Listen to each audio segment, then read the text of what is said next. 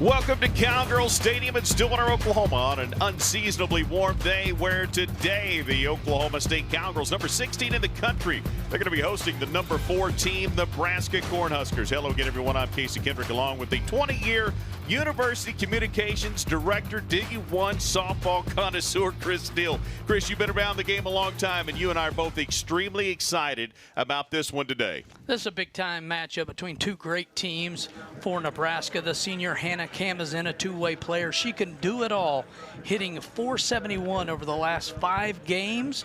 2-0 during that stretch in the circle and threw a no-hitter last week against Hawaii. Obviously, she has been awesome for the Cowgirls. Let's talk about the right fielder, Claire Tim. The senior Claire Tim leads this team with a .485 average. Comes into this matchup this weekend with a 9-game hitting streak and was named the Big 12 Player of the Week last week. Well, obviously, we got some great players in the field, but tonight we're all excited about the matchup in the circle. This is going to be a great matchup between these two. It all starts in the circle. Both Nebraska natives as they square off. Two of the nation's top pitchers. Fromm for Nebraska, 70 career wins, 686 career strikeouts, and a dominant two-way player. And for Oklahoma State, Ruby Malin, the workhorse for OSU, a dominant player, the ace for the Cowgirls. Yeah, she's got a little bit of help this year in Riley Crandall, but she is really going to be a big factor as this team goes throughout the entire season. It's a great matchup, and it's going to be a great crowd for the home opener for the Cowgirls. Number 4, Nebraska in town to take on the number 16 Oklahoma State Cowgirls. Coming up next, Big 12 softball on ESPN+. This pitch, she also leads off for this team. That's Jordy Fromm, the former Jordy Ball, and followed by Hannah Kamazin, the left fielder. Farrell, Kuzak, Molbach, Hoffman, Core, Bacon, and the Lauren Kamazin, the second baseman. You look at the Huskers, 6 home runs right there, and great stuff, and she will be facing immediately Ruby Malin, the senior, with a 4.3 record, 43 2/3 pitched. Comes in with a 4.23 ERA, but 46 Ks and only 12 walks. And we're ready to get the home opener underway for the Oklahoma State Cowgirls. Number 16 and number 4. And quick start here for these two teams. But here's what's amazing as we see the Nebraska native and Jordy Fromm. But the atmosphere tonight is going to be outstanding, and that video board brand new in right field. We've got new decks, and this place is electric right now. The season opener for the Cowgirls, home opener, should I say, the home opener here in Stillwater, and there was an electricity throughout the afternoon as people were coming in, getting set up, and the team was excited. Coach Gajewski said as they came in today, there was a little pep in their step as they jumped on the field for warm-ups. You could see again the party out there. Every section has its own name, and there's actually a sky bridge connecting some of the outfield. The Outlaws and the Social together. Fromm hits that one up the middle, short, and made good job by Davis to flip it over. Actually, excuse me, that is Jones that did that. Yeah, absolutely. I thought Rosie came over. But here, let's take a look at the defense. Here's what if I just looked at this. Davis, Jones. We got Jones up the middle, Godwin on the right side. Worship, Austin, and Tim around the outfield left to right. Behind the dish is Audrey Schneidmiller and Ruby Malin in the circle. And you mentioned Davis there at third. I mean, that's a new adjustment for the 26th season. Yeah, she started at second, moved over to third as Hannah Kamazin will slide in the 2-hole for Coach Rhonda Revel. Nebraska coming in at 11-4 on the season, and they have had a brutal schedule. The Cowgirls coming in. There's a good look at Coach Revel right there. We had a great conversation with her. We'll tell you some of that coming up. But it's been brutal schedules for both of these two teams as Jones gets another, gloves it, throws it across the diamond. Godwin's there for the putout, and 2 gone for Nebraska in the top of the first. Coach Gajewski in the pregame was talking about Malin really hitting her spots and staying within her confident level, staying where she needs to be, hitting her spots, moving the ball inside and out. She looks good so far. She has retired the first 2 batters and starts out with a strike here. To number 25, Jessie Farrell out of Henderson, Nevada, the junior. batting .320 on the season. She, too, has 6 home runs on the season, so a lot of power out of the top spot and the 3-hole for the Cornhuskers, and the count evens at 1-1. Last year, the Cowgirls really relied on this young lady, Ruby Malin, but as I mentioned earlier, you've got Riley Crandall, you've got Preston now, the Downey, the freshman that's come along, and so there's help for her in the circle, which is, has made Kenny Gajewski and this staff very excited about their potential this season. It's definitely depth in that pitching rotation. Big swing and a miss, but Carrie Everly, the pitching coach, has done a great job. The confidence level's really high right now, and you can see that in their play. No doubt you can, as the Cowgirls trying to get the third out here on the top of the first. 2-2, big swing and a miss, and you see the emotion from Ruby Malin, and that takes us to the bottom of the first inning. The Cowgirls in the top of one with a strikeout. Ruby Malin feeling it early here in Stillwater. Well, a very clean top half of the first here in Stillwater, and the Cowgirl lineup looks like this. This young lady, J.L. Austin, has done a great job. Got great pop, great speed out there in center field, followed by Davis, Tim. She's on a tear. Hassler, Godwin, Warsup, Schneidmiller, and the Jones sisters will bat 8th and 9th. And as Chris mentioned earlier, Claire Tim, a reigning Big 12 Player of the Week. And in the circle is Jordy Fromm. And again, you gave us some of the accolades earlier. This young lady, she is a complete player. A dominant player, and a two-time national champion, a player that went to Nebraska to turn that program around, and she's done just that. First pitch to Austin, a little bit tall. The thing that we got a chance in talking to Coach Revel again about, as we see Austin, the young lady out of Owasso, Oklahoma, again leading off, great speed in center, batting .300. She's got a little power in that leadoff spot, 11 RBI on the season. And she is quick on the pads as well. But you just got a sense talking to Coach Revel that the thing about Fromm is she is an ambassador to the sport for the state of Texas, also across the country, but for Nebraska, the state of Nebraska. She loves that state, and she loves helping grow the sport there. There's a ton of pride up in Nebraska around that program about, I'm from Nebraska, I played for Nebraska, and she came in there, and she's like having an extra coach on the field. She understands the game extremely well, and Coach said it's nice to be able to call pitches for a player that understands what I'm trying to do, and not always going to hit her spots, but she knows where I'm trying to go with the ball, as that one misses off the plate. 3-1 the count as Austin gets ahead here on Fromm. I think Fromm, a Big Ten Player of the Year and Pitcher of the Year last year. Of course, former Oklahoma Sooner back when they were in the Big 12, so she's familiar with Oklahoma State, not just because of her time at Nebraska. There's a check swing, and that'll go foul. Count will run full at 3-2, but also because of her time at Oklahoma. Pretty exciting home opener here in Stillwater when you have that kind of firepower in the circle. Kevin Clintworth with Oklahoma State came in, and I think he might have rightfully projected this to be the largest February crowd in Cowgirl Stadium. That would hit right up the middle, so Austin is going to start the ball game with a single, and the Cowgirls have their first batter aboard. Great piece of hitting, just going up the middle with it, not trying to do too much. Follow that pitch, drive it, shoot it up the middle for the base hit. You see the power right there. She got way top half of that ball, but she still was able to stay back and drive it. The quick hands got it through, and the Cowgirls have a runner aboard. The other thing that's interesting, and we'll see this with such a good pitcher's duel, is that one is flared into right. Back over there in time is Hoffman, and Austin will come back in as Rosie Davis flies out to right field. Let's take a look at the defense. We'll finish that thought here. Bland, Kuzak, Kamen-Zinn, and Bacon with Farrell behind the dish. Kamen-Zinn, the other Kamen-Zinn in left field. Core and Hoffman in the outfield. And Jordy Fromm in the circle for the 11-4 and 4th ranked Nebraska Cornhuskers. Now to bring up Claire Tim, who we spotlighted, and we did so because she is really having a great start to this season. You know, she's the leading hitter for the Cowgirls and just dialed in right now at the plate every pitch.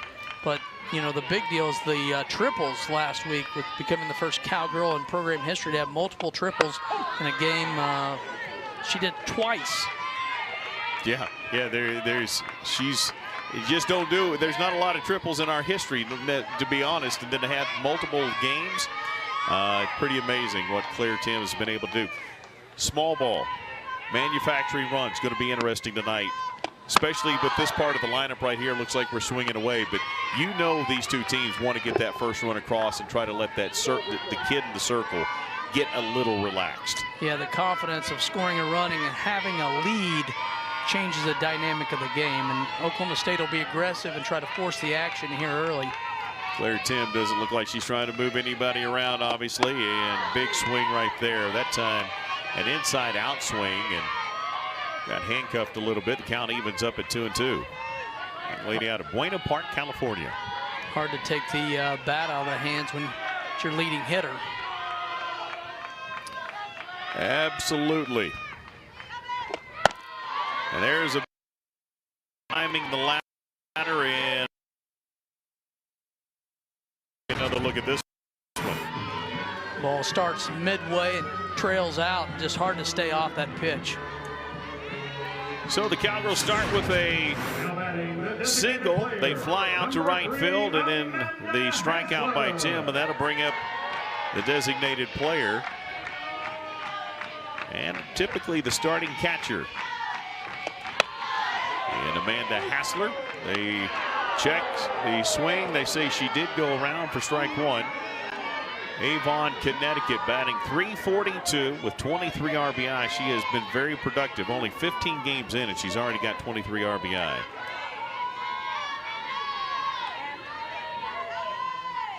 Ball's behind 0-1. And the Cowgirls running right there, and that was going to be interference either way. And a stolen base there for Austin as she got the jump off the hand and got there in time easily. It's a great jump and her 5th stolen base of the year. That pitch put Farrell in a tough spot. The ball was running in on the batter, and she didn't catch it cleanly to get that throw, and it was off the mark. And give Austin credit for completing that, as that one is fouled into the backstop. 1-2 here for Hassler, but she's got a runner in scoring position now. Cowgirls trying to get that first run here in the bottom of the first. Over the last 10 games, Hassler has 20 RBIs. Great opportunity here early. Cowgirls went to San Marcos last week, and their numbers coming out of that 5-game set, unbelievable. There's a swing and a miss. So a couple of strikeouts for the Cowgirls end the threat here in the bottom of the first. 0-0 our score in Stillwater, Oklahoma. Top of 2, number 14 in the country, coming to the plate as we continue with Big 12 softball on ESPN+. To be tonight, let's take a look at the series history between these two teams. The Cowgirls have an all-time lead, 53-48. It's a 5-game advantage, and that's all in the last 5 games. The Cowgirls have won all of the last 5, including last year's 1-0 performance. Ruby Malin got the win. Jordy Ball, now Fromm, took the loss, and that was in that Wichita, Kansas regional. And Coach Rebel remembered that, and she recalled it quite well when we talked to her earlier this week. Yeah, she was very familiar with the history of this series all the way back to the Big 8. Yeah, she was a part of this team. Again, she's an alum for Nebraska. Has been the head coach here for 34 years. Done a great job. So she's seen the Big 8 turn into the Big 12. She saw the AIAW turn into the NCAA. She saw the tournament go from Omaha, Nebraska, eventually to Oklahoma City, where it's now been for 35 years. Ava Cusack, the shortstop. There's a good-looking coach. Yeah, we had a great conversation with her earlier this week. What I love, and I know you did as well, is and when talking to Kenny Gajewski this week, he told me, he said this to me at least 3 times, talking about Coach Ravel as That one is hit over to Jones. Jones to throw to first. And Kuzak is out at first, but he said she's legit. I'm just telling you, she is legit. And after you and I and Tyler and all of us got a chance to talk to her, he's right. She's legit. Yeah, she loves this game. She loves her players, and she loves Nebraska. And you feel that when you talk to her, it just radiates her love for the game. And not just, Nebraska and her program, but she was complimentary at Kenny. She loves the game of softball. She does indeed, as we get a chance to look at Carly Muehlbach, the freshman out of Gretna, Nebraska, batting .444. Designated player here this afternoon. Check swing, foul, and the count evens at 1-1. She was just so complimentary of this stadium. I asked her about that regional a couple of years ago when they were here, and what I remember of that regional, Oklahoma State had beaten Tulsa. Wichita State had beaten Nebraska once. Then they came back, were able to get a win, and then they had to face Oklahoma State and beat them twice. And they had an early lead, and Oklahoma State hit a home run, and this place erupted unlike what I can ever remember. And I said, that's what I remember, is the vibration and the roar of that home run. And she said, if imitation is the greatest form of flattery, then Kenny Gajewski ought to have it, because I'm trying to build the same kind of atmosphere and culture in Nebraska. And I want to start with the outfield right there. That's where I want to start, because that is such an incredible atmosphere. And she said the best part about it, they're not mean-spirited. That one hit right back to Ruby. Underhand flip over in time. And I mean, that speaks a lot about our fan base, does it not? Yeah, the Cowgirls have really rallied around this program, but the fans are awesome out there having fun. Yes, there's heckling and everything that goes into it, but it's clean. She talked about how it's fun. It makes the opponents coming in and having fun, not, demeaning the players. It's all in positive fun. She was very complimentary towards the Cowgirl fan base as Casey Hoffman takes ball one. Elkhorn, Nebraska product, senior, batting .257 on the season. Trying to get something started for Nebraska. Ruby's been really good here to start this game. Right back to her. I don't even think it hit the ground. Maybe it did. I thought she caught it cleanly. Throws it to first in time just for good measure. And that's a heck of a play right there by Ruby in the circle. Nope, it did hit the ground. And she did make the throw. And the Cowgirls are going to the bottom of the second, coming to the plates. Welcome back to Stillwater. Good look at Jordy Fromm, the right-handed pitcher. And 3 games she played with Oklahoma, 1 with Nebraska, and her record is good, but Oklahoma State's been able to be very competitive with her in the circle. Oklahoma State's always been able to compete and be able to produce runs and generate things, taking advantage of walks and the little things that Kenny Gajewski tries to do, and that's worked against Fromm, and obviously that's kind of the game plan here tonight. Still has a 2-1 record, but the Cowgirls have definitely held their own against one of the best in the country, as Carly Godwin will lead things off for the Oklahoma State Cowgirls, and she hits that one right over to Kuzak, and that'll be an out. Out number 1 here. Another ground out for the Cowgirls as well. A couple of strikeouts, 1 fly out and a single so far, and nice job right there for the Cornhuskers to get the out.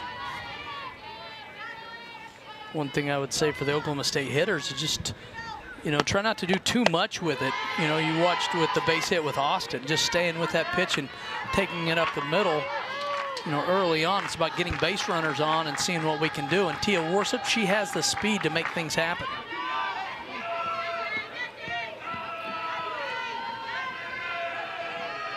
Head in the count 1-0, both taking their time. That one runs off the plate for ball 2.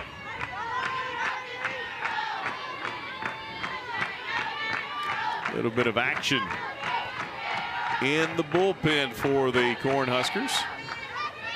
Number 31, Kylie Maggie, young lady out of Anaheim, California, and an Arizona State transfer. I have a feeling that's just precautionary. Bullpen time. Listen, I don't think there's anybody in the country that follows softball doesn't understand just how good Jordy Fromm really is. You know, when I was talking to you as Worship takes strike one on the 3-0 count, goes 3-1. She's 4-3, talking about Fromm. Ruby Malin is 3-3. They both have okay records because both of these two teams have been through incredible schedules this far. This, in fact, for Nebraska is their 11th top 25 team already this season. Unbelievable. Nebraska scheduled an unbelievable schedule because they have plans to go to Oklahoma City, and they wanted to play a tough schedule so that they were conditioned for a chance when they make OKC that they're ready to compete for a national title. And Oklahoma State, OKC is the goal. Oklahoma State plans to compete and be in the World Series. That's what they do every year. Indeed they do. As Worship comes up empty on the strikeout there, and I don't think Kenny Gasky necessarily liked that at bat, but the rise ball got her, and she comes up underneath it, and that is out number 2 here in the bottom of 2. Been a clean game as far as the pitchers have been concerned. Only 1 hit so far in this ball game. And the Cowgirls' next batter is Audrey Schneidmiller out of Burleson, Texas. She's a senior, batting .286. Left the yard 1 time on the season. That one is hit sharply in the gap, so the Cowgirls have their second base hit, and that's, it's safe. Schneidmiller got under the tag. The throw was in time, but Schneidmiller stayed low and got to the bag. And let's take another great look at this one. What a play. That ball drilled into the gap into left center, and Schneidmiller looking to all the way. Great throw to second, but the amazing slide to avoid the tag. That's going to be her first double of the year. How about that? That's a great play right there. I mean, that's fantastic job by Corey in center field to get it back in, and it looked like she was going to be gunned down, but she slid underneath it and ends up turning it into a double as we see Jaden Jones out of Gaylord, Michigan, a sophomore. 7 RBI. She'd like to have 8. 2 out. Runner in scoring position for her. First runner in scoring position for either team. Again, both pitchers have done a good job. And Schneidmiller getting the start behind the plate. She's been playing very well defensively. Her offense has been good. Of course, Amanda Hassler in the DP position. She also is having a great offensive year and offensive output. Is that one off speed in there for a called strike, 1 and 2. And one thing with Fromm here in this second inning, and 4 of the 3 batters faced staying ahead in the count. And that's again, that's where you have to be in this game. The hitters are too good to be fighting an uphill battle all the time. Great point, Chris, because that's why she is as good as she is. Why Ruby has been. Ruby is good at getting out of jams, but Ruby's done a good job of staying in the same way, just like Fromm has, trying to not get yourself in that battle every single batter. Jones behind 1 and 2. And the off speed got her, and it is another strikeout for Fromm, and the Cowgirls' threat again has come to an end. So the Cowgirls come up a little bit empty. They've stranded 2. We go to the top of 3. 0-0 here in Stillwater, Oklahoma. Crowd enjoying a good one so far, and we talked about how brutal these schedules are. Let's look at this. Nebraska, Oklahoma State, both are playing brutal schedules, not afraid to play anybody. No, it's about playing the best because you want to be the best, and so they just have loaded up all their schedules, and you look at what they've done against ranked opponents. 6 wins for Nebraska. Oklahoma State has 3. So you look at that, and again, the number of teams in the tournament, you know, looking at Nebraska played at the time #1 Texas, split with them, then played at the time #1 Texas Tech, got the win. Oklahoma State went to the Shriners Classic and played everybody that could have possibly been in the top 15. All 5 teams came out of that 3-2. And that's the struggles, right? And we've talked to Kenny Gajewski about it a lot. We've obviously, as we see Hannah Core leading things off out of Yorba Linda, California, the center fielder here in the top of the 3rd, 0-0. But we've talked to both of these two coaches a lot, and they both understand as that one's a check swing. Godwin will take care of that herself, as Core tried to outrace her to the bag, but Godwin got there, fielded it cleanly enough, so not a problem. But they know they've got to play those kinds of games to prepare themselves for what they're going to see in Oklahoma City. It is not about wins and losses now. It's about victories and opportunity later in the season. And a lot of that's about the committee. I mean, when you talk about key wins so that you can host and stay home through the postseason. The other part of that, though, and I've talked to both coaches, and they've said, not quite sure our sanity is right. I mean, it's a little crazy to play the schedules that we're playing, but what Coach Revel said is, I want to create normalcy. We just play great teams, and that's the way that goes. Jones, Godwin, out number 2 for Bella Bacon, the first baseman, and 2 gone quickly. And let's go back, jump over now while we're looking at Ruby Malin.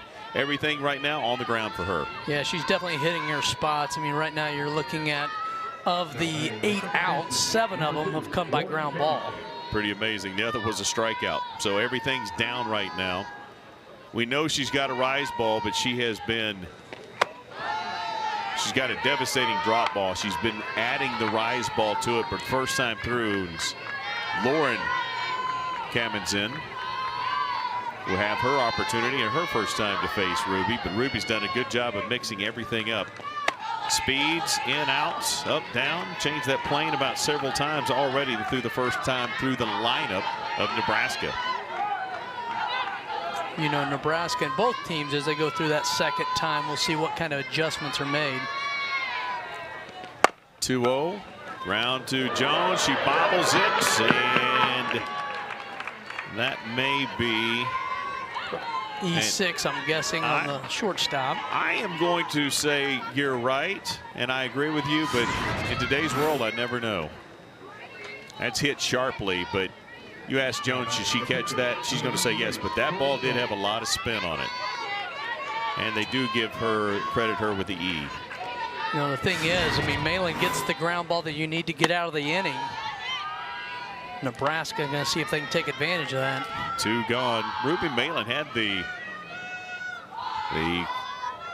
complete no-hitter. Would have had a perfect game. She was the one that committed the error. As Fromm back up there, and she skies that one high, straight up and over the press box for strike number 1. It's a great game by Ruby, and would have had a perfect game had she not committed the error. Saw Riley Crandall over there in the dugout.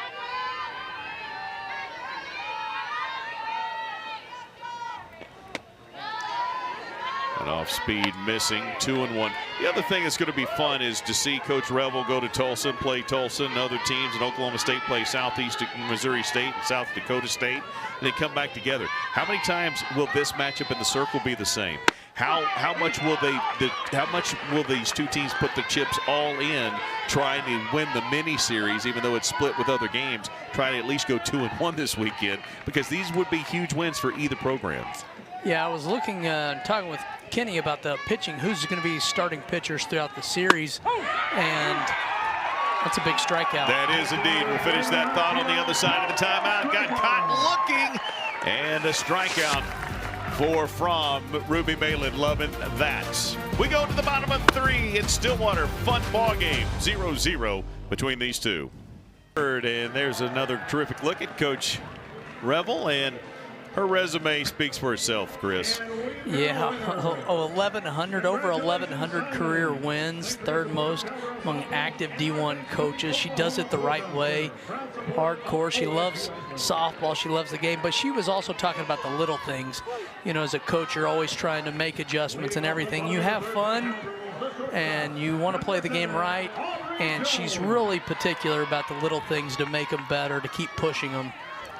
Won the Big 8, Big 12, and the Big 10 Coaching of the Year honors as that comebacker right back up the gut as Aubrey Jones grounds out to Fromm, and both pitchers showing good defensive hands in the circle. That ball was hit really hard up the middle, and Fromm just snags it for the out. I mean, just picked it clean, right? Just not a problem. Hard bounce right back to her, makes the throw in time, so we go back to the top of the order. So we start that chess match we were talking about, second time through. How do the Cowgirls change things up? As Austin, the center fielder, 1 for 1. Behind in the count, 0-1 with a .317 batting average.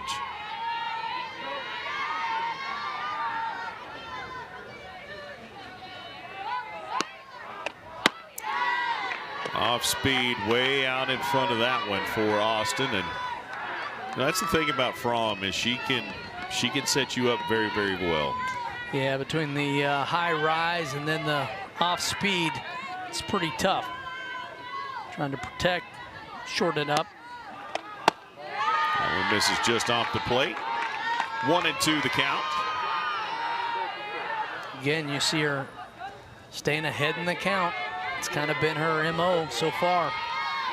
Austin singled right back up the middle the first time to lead things off here tonight, then stole second. So the Cowgirls actually have had 2 runners in scoring position. Both got stranded, obviously, as you can see the freshman inhale, exhale, and she understands how big each of these pitches are and has done a good job of hanging in there.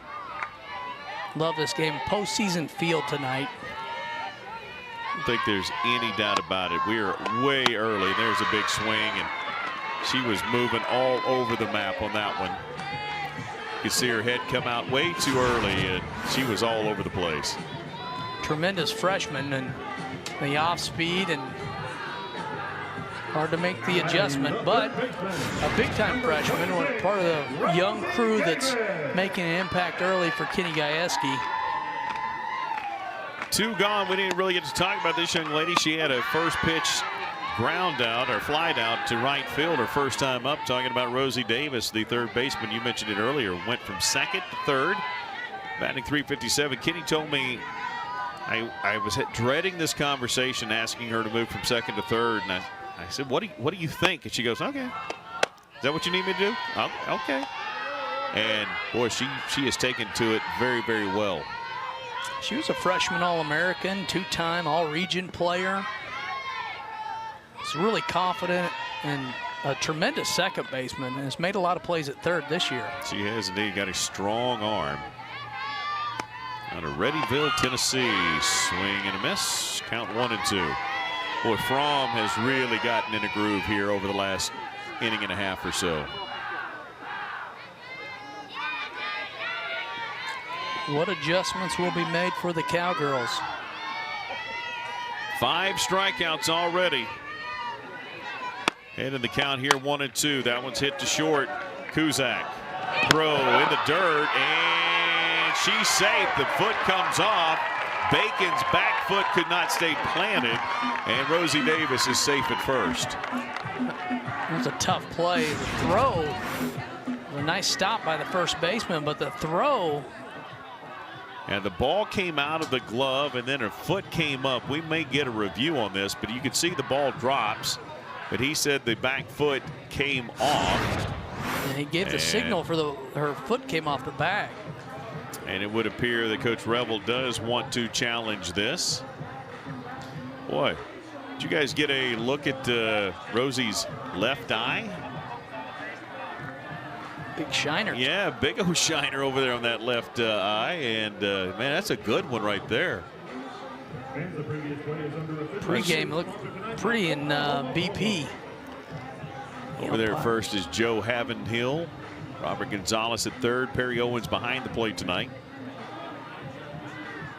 Already 40 pitches for Fromm as we take another look to see how close this really is. Again, the ball starts to drop, then she gets control, And then her foot, boy, that's going to be hard.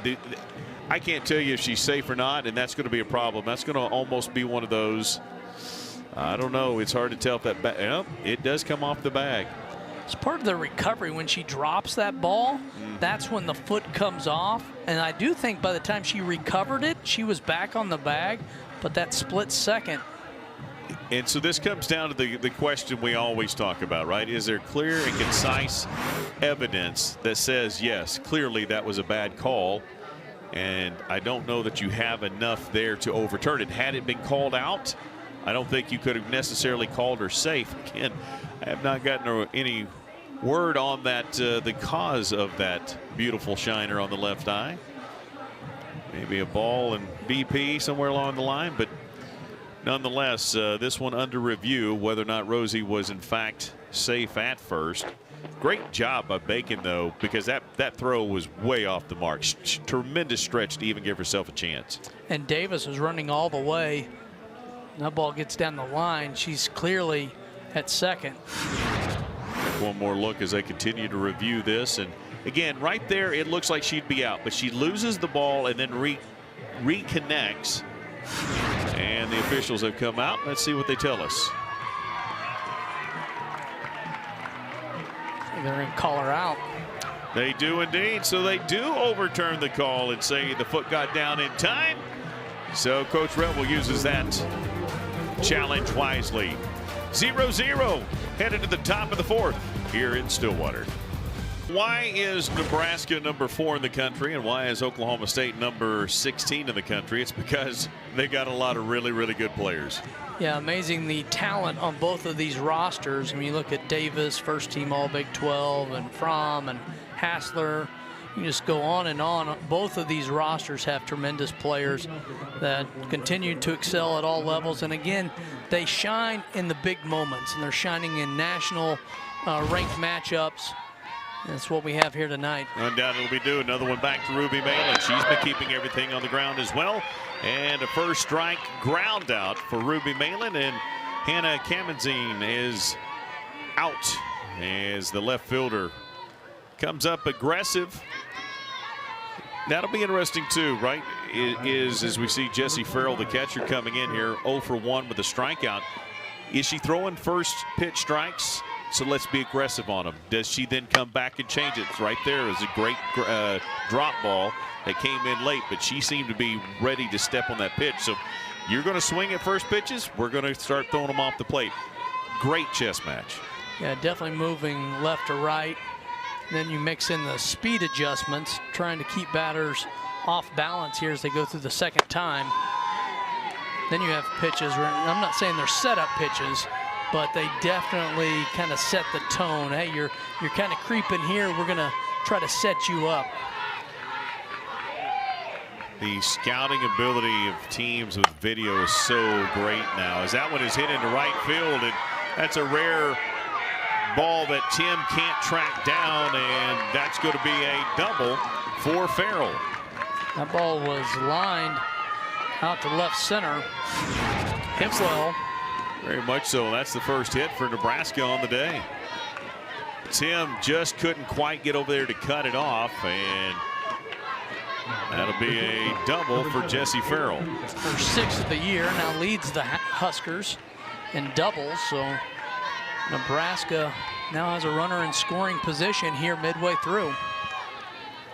First hit and in scoring position, and that'll bring up the shortstop as she fouls that one off. Ava Cusack, the shortstop, 0 for 1, batting .245. Cusack named to the top 50 watch list coming into the season.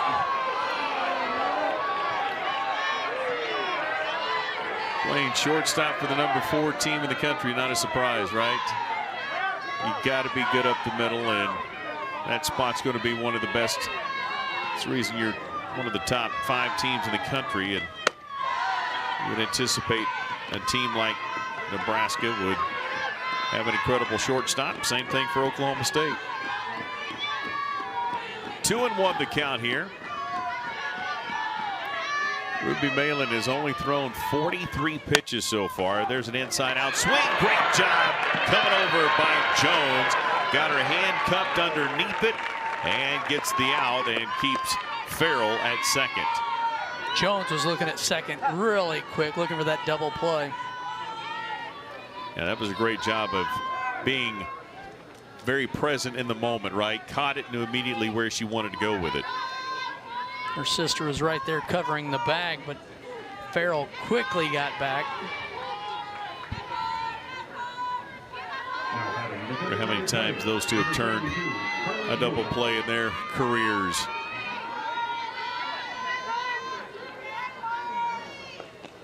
That one is hit high and shallow to second base. That was Muehlbach. And Jones able to get there, and a very quick inning of work for Ruby Malin. The Cowgirls and the Huskers still tied at 0.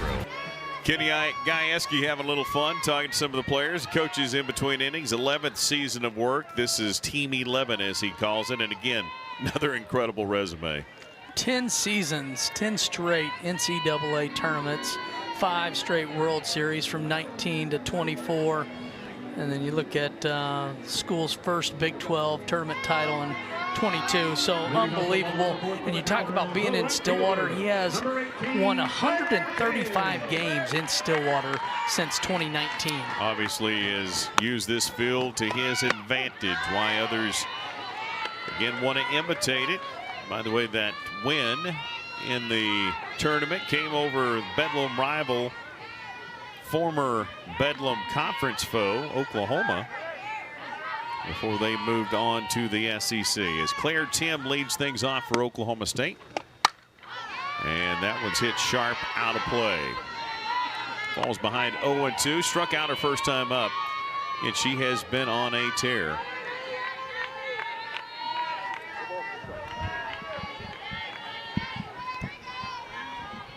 Tim on the 9-game hitting streak. Just trying to get base runners at this point. Went out of the zone. Tim stays at home, and it's 1-2. Buena Park, California product. You mentioned the atmosphere, and I could not agree more.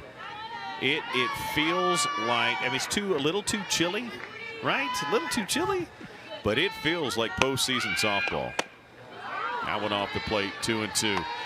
Fans everywhere. Now, again, you're seeing a few hoodies come out and a few jackets go on, but good crowds in the stands, good crowds in the outfield. They have taken advantage of all of the new outfield seating. The bleachers are in place earlier this year than they have been in the past.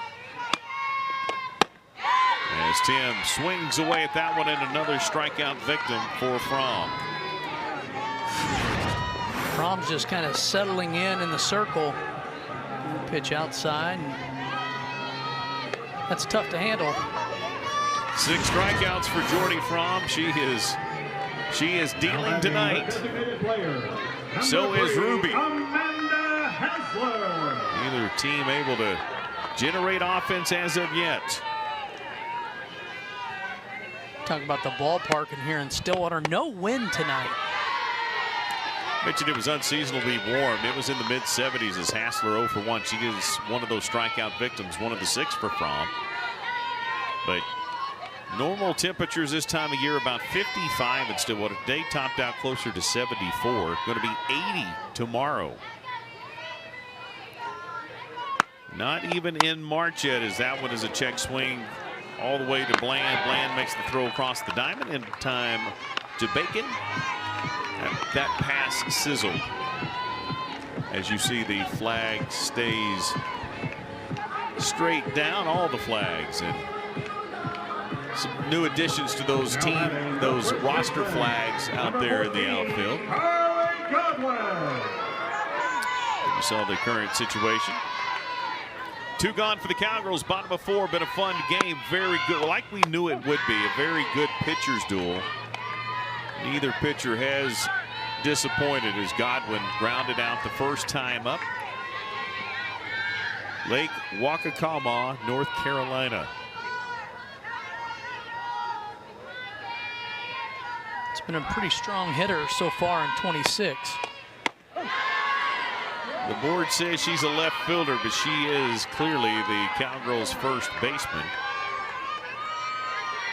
And she's taken that job. I mean, she's taken ownership at first and hitting the ball well, and a leader on this club, both on the field and off. The board says IF, not LF. Tyler Blackview. What's his last name? Blackburn. Blackburn. Oh, that's it. It's Blackburn. Just trying to get that last name in there. He set me straight. I appreciate that. Carly Godwin.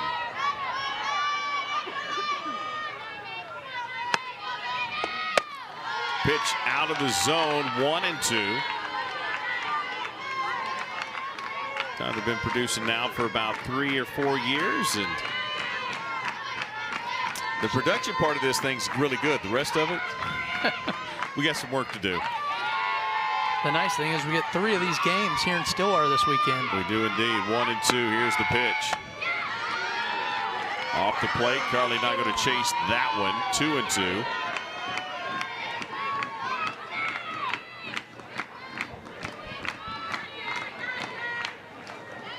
Godwin's started every game of her career at first base. You said she's taken it. She has. She just absolutely is taking that thing over. And Carly Godwin striking out. And another strikeout victim. That's the 7th strikeout of the ball game for the Nebraska Cornhuskers and Jordy Fromm. 0-0 here. So there's a lot of zeros on the board. The Cowgirls in Nebraska, very clean ball game. The best score team in the country. Nebraska has 1 hit. That was a double. The Cowgirls have managed just 2 on the other side. And again, great offenses between these two teams, but the pitching duel, which we knew was going to be fantastic, has in fact been that. As you see the young Mr. Gajewski right there, turning 2 today, right? Yeah, happy birthday. Here's Baby Gray. Baby Gray's not a baby anymore. As Ruby Malin calls time, and we'll step back in there.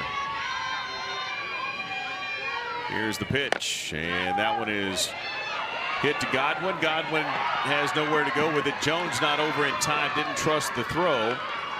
And so safe at first for the Nebraska Cornhuskers is Casey Hoffman, the right fielder. She's now 1-2 in the season, and Coach Ravel wants to talk it over. Looks like we might have a pinch runner at first, but Godwin actually looked at Malin as to who was going to pick that up, and just the pause right there allowed Hoffman to beat the play out at first, and there's going to be a pinch runner.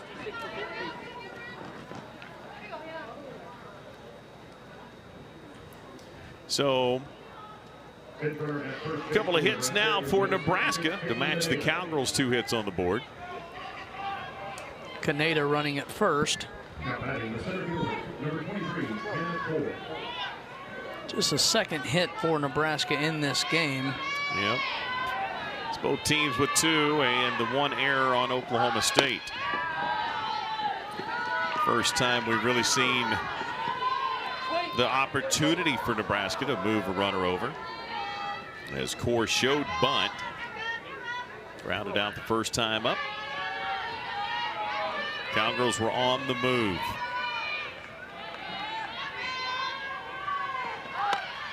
That one is fouled back. That's a dangerous one right there. That popped up just enough that Schneidmiller had a look at it, but he just got past her. Oklahoma State crashing down on that on that ball as Coach Ravel trying to be aggressive and move the runner to second. That one is fouled, or should say bunted perfectly right back to Ruby Malin. Allows the runner to advance. So the sacrifice puts a runner in scoring position. And Nebraska has their second runner in scoring position here in the ball game. That's how you try to manufacture runs here midway through a ball game and get a runner on with with no outs. Headed to second. See if you can get a hit. That'll bring up Bacon. As you mentioned, Kaneda now in there running, standing at second. And the first pitch to Bacon is off the plate, 1-0. Cowgirls do have a little bit of activity now in the bullpen.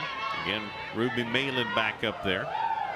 Would anticipate she would be game 2 versus Nebraska starter, but in the weekend, the way things go may dictate some of that. Maybe Preston Downey out there with her, getting a little work in as well. 2-0. That one is hit sharply. Tim over, gets the glove up. They will tag. Kaneda able to advance to third, but 2 gone in the top of the 5th. That time Tim read it perfectly off the bat, and Kaneda back able to tag up. And nice play out and right, and then just an easy tag to get to third. You know, when you see the speed of Tim and Austin and Warsup, I mean, the way they run from pole to pole, I mean, they absolutely can fly out there. And coach wants to come out. Carey wants to talk this over, make sure everybody's on the same page with that runner at third and 2 gone, making sure that everybody's playing correctly and understands the situation. You know, when you have one of the best players in the country in the circle and a senior who's been in every situation, just making sure she believes in herself and knows what she has. Stay to your game. Don't worry about, you got 2 outs. Runner at third. You're at the bottom of the lineup for Nebraska. That one in the dirt. For Lauren Cammonson. Second baseman reached on an error the first time up. She'd take that right now. Probably would present an opportunity for a score for Nebraska. That one is chopped right back up the middle, and that's going to be a RBI single, and the first run is aboard for either team as Nebraska takes the early lead. I feel like what a big RBI for Camazin here, the 15th of the year. Not hit all that hard, but just made contact, bounced it right up the middle, perfectly over second base, and scores the run. That was up the 4-hole, and just a perfectly placed at bat right there. Here's a pitch that got away from Schneidmiller. Everybody will stay. So that's big right there. Now you put pressure. You've not had really many opportunities to score. Nebraska's on the board, so everything starts to tighten up a little bit as we see Fromm trying to help herself out right here. Coach Ravel talked about Camazin being able to roll that lineup back over. Give Nebraska a chance to add to their lead. Apologize, I was calling Coach Revel, I believe, but it's Coach Ravel. Either way, I thoroughly enjoyed our conversation. She's just a very likable coach and great ambassador for the game for a really, really long time. She likes Kenny Gajewski and he likes her. Just, again, you love the mutual respect that these two programs have for one another. Kind of built the same way, based off family, love of the players. You know, said this earlier, but she was part of the AIAW teams way back when, and the first team that went to the College World Series in Omaha, 1982. And we talked about today's game versus the game back then, and she said, you know what, it's still about relationships. Well, there may be money, there may be the portal, maybe a whole lot of other things, but it's still always going to come down to relationships. And strikeouts help too. If you're Ruby Malin, she has struck out her foe twice. Fromm goes down swinging. Cowgirls down 1 though. Got some work to do here at Stillwater.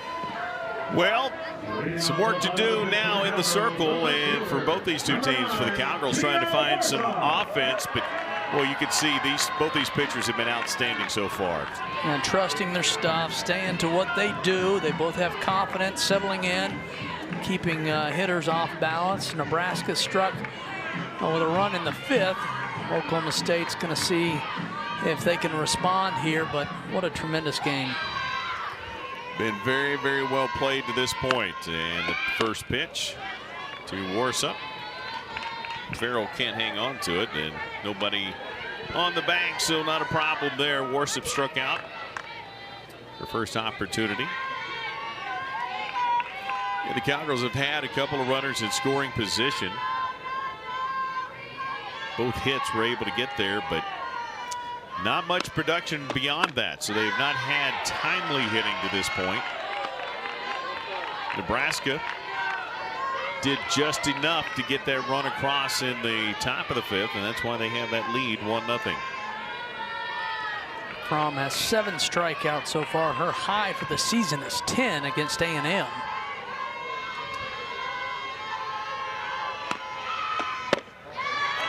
That one off the plate. Good discipline there. And the count goes to 3-0. One of the rare times, and you've talked about this, but where she's fallen behind in a count. Probably a good time for Farrell to come out and talk it over real quickly. No action in the Nebraska bullpen. I was trying to take a peek if they had anybody up. Tia Warsup out of Northampton, England.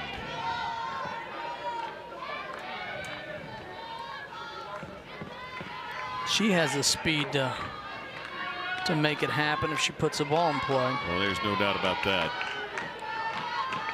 We talked about that outfield speed for Oklahoma State, and there is ball 4. Not only the speed to get down the line, but she's got the speed to get to second as well. First walk issued by either team tonight in this ball game. I'll bring up Schneidmiller, who had the double.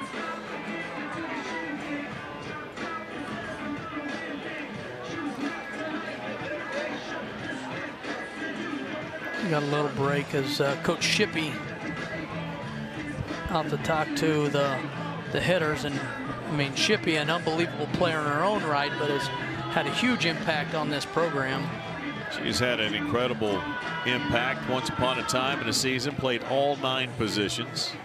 Went on to be an assistant coach in Syracuse, came back. Kenny Gajewski was excited to have her.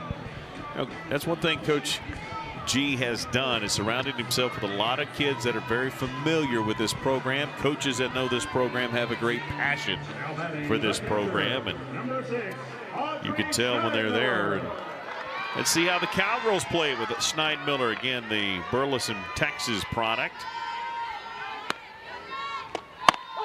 And went out of the zone, ball 1.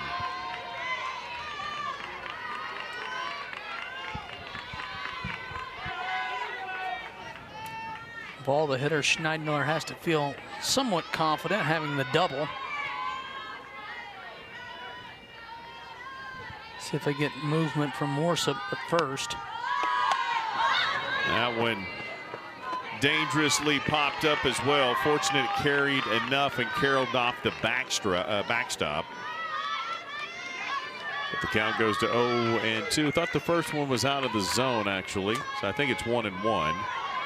Am I wrong on that? Maybe the I first think they one? ended up calling it a strike, but it was high and inside. Okay.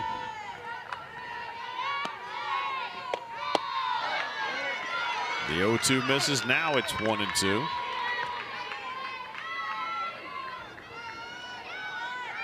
Opportunity, you know, that's the other thing you want to do against a team as good as Nebraska. Answer run for run. You got us in the top of the 5th. We come back in the bottom of the 5th and at least equal that, if not take the lead. Give Ruby that luxury of way out in front of that, and a double play. It's the strikeout, throw out to first, and Warsup was running. Bacon just absolutely blocked the plate, and they are going to ask for obstruction here. And we may get a review on this one, but way out in front of that ball. I'm going to throw behind the runner. And just a huge lead, but Warsup couldn't get back to the bag. No, she's blocking the bag entirely there. So there's a conversation before we have to even have a potential challenge. I'm sure they're asking what applies blocking at that point. She had taken off, tried to return, And now they'll explain it to Kenny Gajewski. Doesn't appear that they will change the on the field call.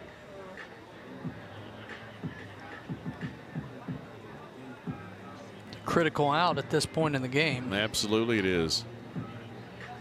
You either have one out with one on, or now two out and nobody on. And based on Kenny's conversation, I don't think he's getting the answer that he wants. No, definitely trying to plead the case and wants to review it. Yeah, he's going to challenge to have it reviewed, and not sure what they're telling, but I'll tell you what, let's not lose sight of two things. First off, Bacon got back in time, and Farrell, she put a ball on the line. That from their knees down low on a line perfectly to first. And Warsop taking that huge lead, yeah, just opened the door. I think the hit and run was on, and you miss, and when you do, you leave your runner out to dry. Which is tough because you were trying to get the bunt down, the sacrifice to get her to second. Then you try to play around and get the hit and run, and then that doesn't work, and then you have to throw behind double play. So it's a tough situation for the Cowgirls. No doubt it is. So big review right here. Here's what's at stake. If the call stands, it's two gone, nobody on. If the call is overturned and obstruction is decided was the case, you have one out and one on.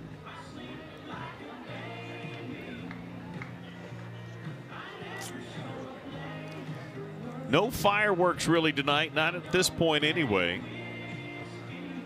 But a very well played game and a very good pitcher's duel to this point.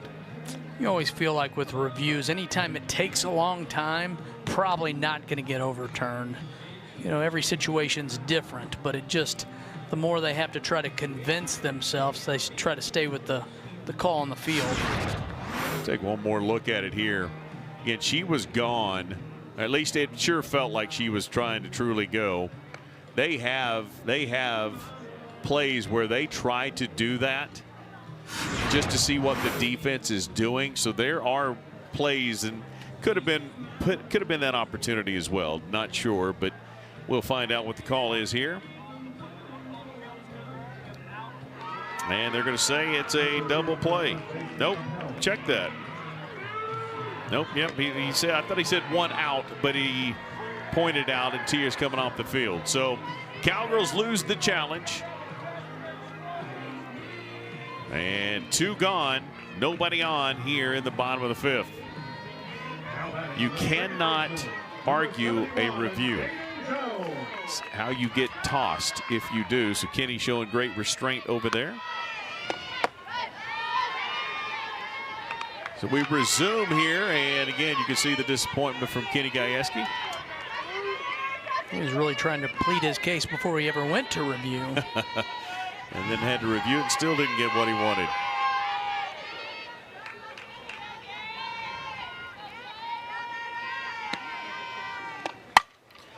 Check swing down the line for Jaden Jones, the second baseman.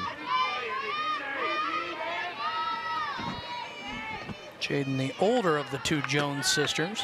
Again, a strikeout victim. 8 on the night now for Jordy. As you mentioned, she had 10 against A&M, but she's got 8 here tonight. Cowgirls have only managed a couple of hits off of her.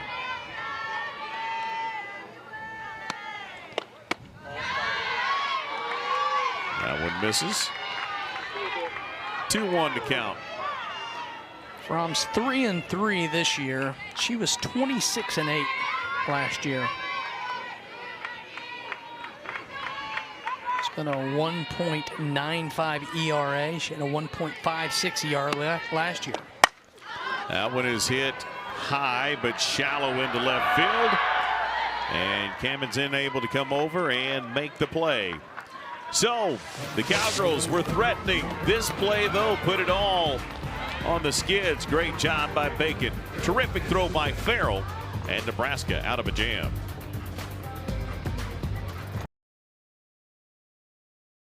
Ruby Malin's been very good. 5 innings pitched, only giving up 3 hits. 1 earned run and 3 strikeouts. That 1 run, though, has given Nebraska a 1-0 lead. But boy, Ruby has been really good here today. Yeah, she definitely has. Only given up 3 hits, has 3 strikeouts, but the big one is no walks. I mean, she's been dialed in. She's confident.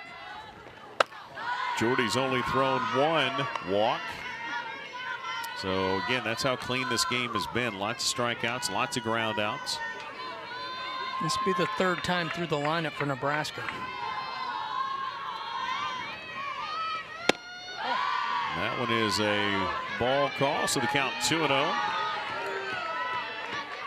0 for 2 as Cam is in, the left fielder. And she was hitting .471 coming in to this game over the last couple weeks. There's a half swing down the line and late on it, but got a lot of it.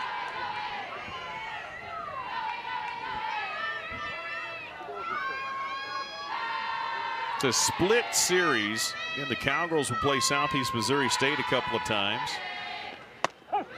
Then we'll play Nebraska again, as that one's in there for the called strike.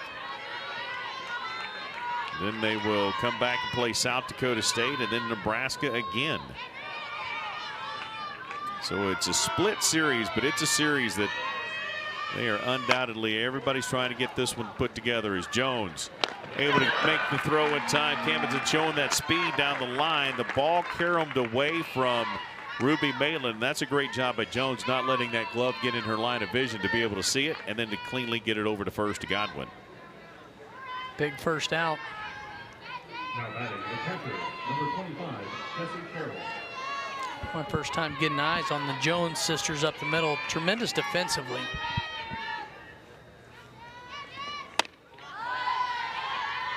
That went off the plate. Jesse Farrell, the catcher again. Saw that cannon. Got the runner out through behind Tia Warsip to get the double, or get the second out of the last inning. Even in the count here, 1-1. Ruby's fallen behind both these 2 hitters here in the 6th. Battled back against Camazin to get the ground ball. Gets ahead here, 1-2.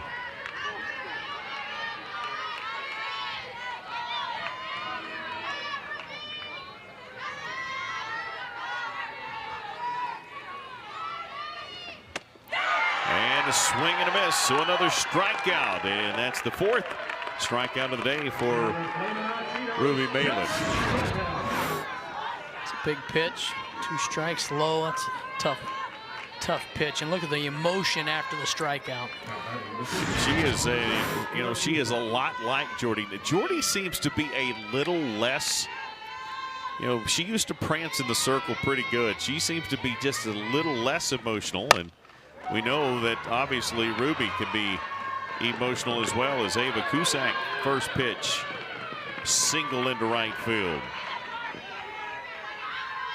Short little swing, taking that outside pitch to right. Just out off the outstretched hands of Jones, who was trying to track it down, but he just kept tailing away from her, couldn't quite get there.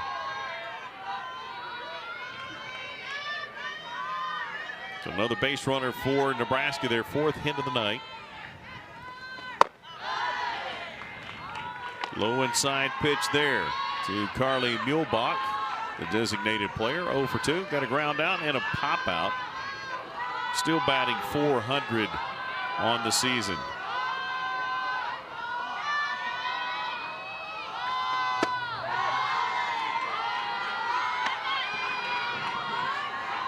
See Schneidmiller keeping an eye on Cusack at first.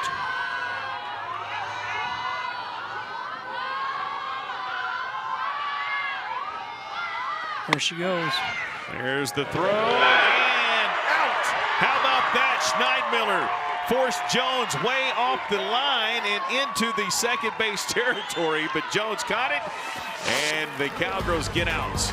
Number 3. Great job by Jones. The tag applied. It's 1-0 Nebraska going to the bottom of 6. Welcome back, and let's take a look at the work of Jordy Fromm. She has done a whole lot of that today. Yeah, she's dialed in right now and has her 1-0 lead and feels pretty confident in the circles. We're getting late in this game. Got a little help behind the plate from Farrell, and Fromm 8 strikeouts so far today as the Cowgirls go 9-hole hitter to start the bottom of the 6th. And out front off the off speed is Jones. Jordy's 5-inning pitched, only 1 walk issued, 8 strikeouts. Has been spectacular here tonight. Defensively for Nebraska, 27 Hill is now on left. Another big cut by Jones. Aubrey grounded out her first time up. Looking for a hit today or a hit right here to help get this crowd back into it and give the Cowgirls a little bit of a lift.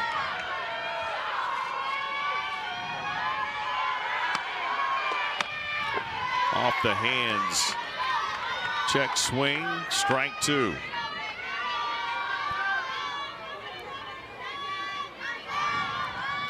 Right now, Fromm only 68 pitches. Again, very efficient. Both pitchers have been extremely efficient so far.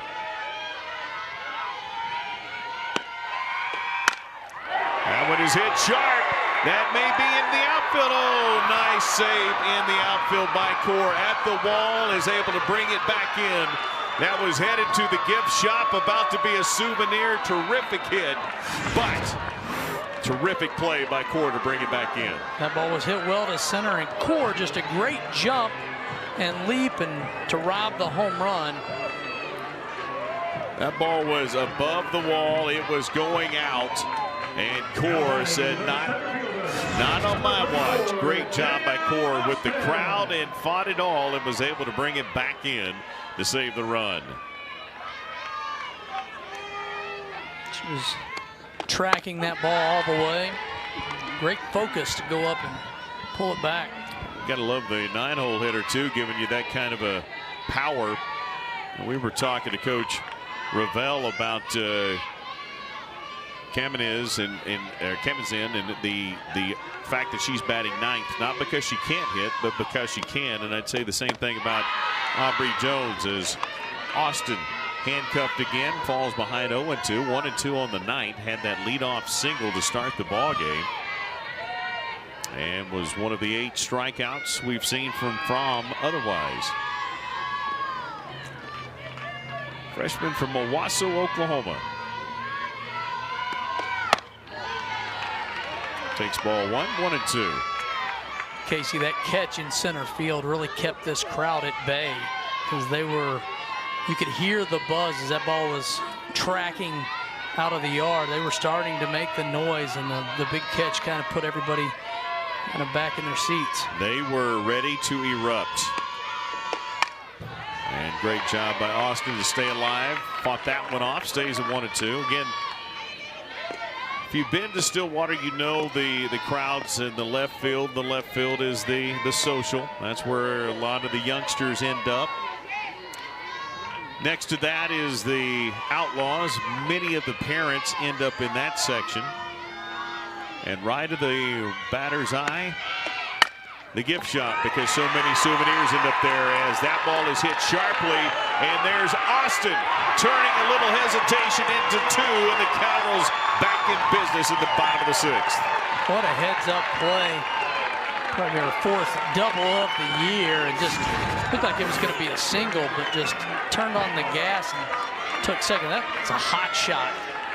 Is indeed. Bacon has been really good, but she could not handle the sizzle on that one. And then the throw, and that's a great job of Austin. That ball was caroling into no man's land, and she took off and ends up at second. And we've got a time as Coach Ravel wants to talk it over with Brom and make sure everybody's on the same page here. And Rosie Davis, she's due. She'll have an opportunity with a runner in scoring position. Coach Gajewski wanted to be aggressive on the bases, and stealing that extra base on that play. It ruled a double officially, but taking second in this situation here in the late. That is, again, you see her pause, and then she saw the hesitation in the outfield, and then shows what kind of speed she's got. That's a great play by Austin. And just a freshman with a heads-up play. So you go from your center fielder to your third baseman, Rosie Davis. As I said, you can see they're looking for a hit and an opportunity to tie this ball game up. She hits that one to right, will advance the runner to third. She's out. But now you have a runner and a tag fly ball situation possible here for the Cowgirls with just one. Oh, no, check that. Sorry, two gone. Thought that was the first out. I got ahead of myself. Forgot about Jones's near home run. That was the first out of the inning. Yeah, by far one of your best hitters, your leading hitter, Tim, at the plate. Looking for timely hitting. No doubt. Couple of strikeouts, and Tim has been off on that rise ball. That rise ball has gotten her around more than she wants to probably see on film tomorrow. Been so confident at the plate, but chasing a little bit right now. Here's the 0-1. Off the plate. Comes with a rise ball in the heat and then goes away low. And again, that's a terrific pitching sequence there by Fromm, and Coach Ravel is the one making the calls over there.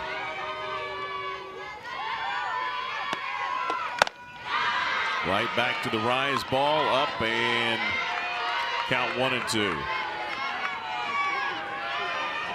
Tim trying to get out of, as you see, Coach calling the pitch to Fromm. She said it's a blessing to coach this kid. She knows what I want when she's in the circle. Can she do it again? 1-2. Nope, off the plate this time. Tell you, anything that gets by Farrell here, and Austin's coming home. Discipline at the plate here for Tim. 2-2 needed if you want to try to tie this thing up.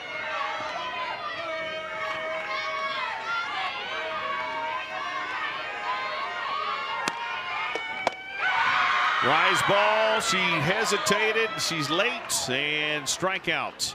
Number 9 for Fromm. But this is the one that changed it. Jones, deep, chance, no. Great play by Core for Nebraska.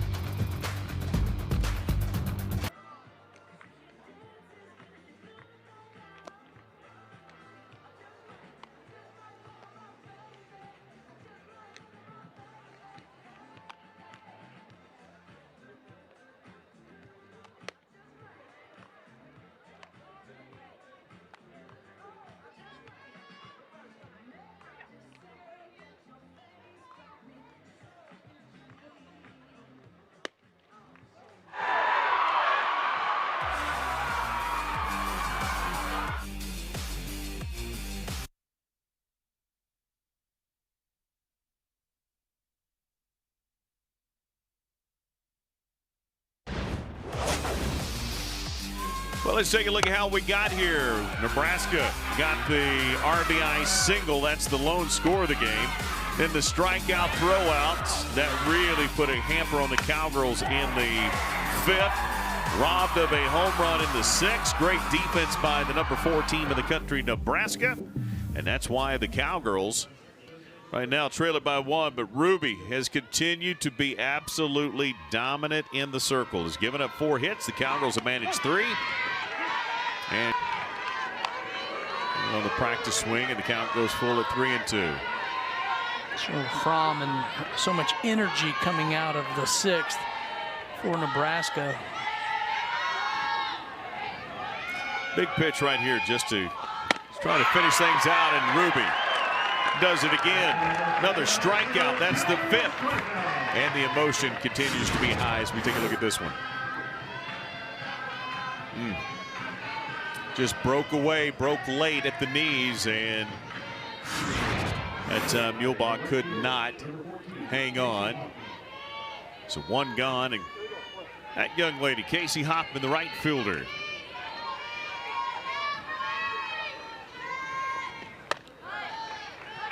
That was, I don't know if that was just to see if she would throw, she would chase one, or if Ruby's starting to get a little bit tired out there, but that was way off the plate. That one wasn't even believable. That one is believable. Jones knocks it down and deflects into center field, and that's going to be a base hit for Hoffman. Hard shot up the middle. Jones tried to make a play on it. Just hit well. 5th hit of the game. 5th hit for Nebraska. Again, the Cowgirls have managed 3 plus a error, reached on an error, so they've had 4 base runners. A couple have reached second, one has reached third, but they have not been able to get that timely hit to tie this thing up. Nebraska right now with 1 out, trying to add a little insurance into the top of the 7th. Core at the plate had the big catch in center field last inning. It indeed was really good. Terrific catch for her. And she takes a strike. Count even at 1-1. Not saying Hoffman's going to be on the move, but after Schneidmiller throwing out the runner in the 6th, that kind of makes you at least think about it. That one's hit up the middle. Jones steps on the bag, throws for the double play. The Cowgirls done in the top of the 7th. Defense, the order of the day on both sides. That's why it's 1-0. Nebraska's got a 1-0 lead. The Cowgirls have 3 outs to try to answer. As that's hit back up the middle. Jones, bag, throw, out 2. See you in the bottom of the 7th. Well, we have not been disappointed whatsoever with the play of these two teams. Nebraska looking for their first win versus Oklahoma State since 2014. 9 straight season opening win for these two teams. That's what's at stake right now for the Cowgirls and for Nebraska. And when you look at what's due up, this is where Oklahoma State, they don't mind being where they are for their final opportunity. Yeah, this is a productive lineup, and as you sit in the 4, 5, 6 hole, and Hassler, she has 19 home runs as a Cowgirl, and she's been super productive. And there's the crowd coming to life, trying to help this team. A strikeout in the ground now for Hassler to this point. Cowgirls just need base runners.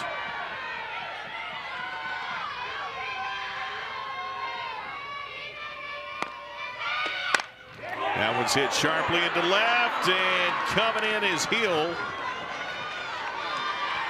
And they made the change, and Hill comes in and does a nice job to get the out. It's kind of a tough play with that ball on the line right at you. It was tailing down right at her as it came to her too. Started to drop. I mean, that was very well struck by Hassler, but terrific play by Hill in left field. And that brings up Carly Godwin.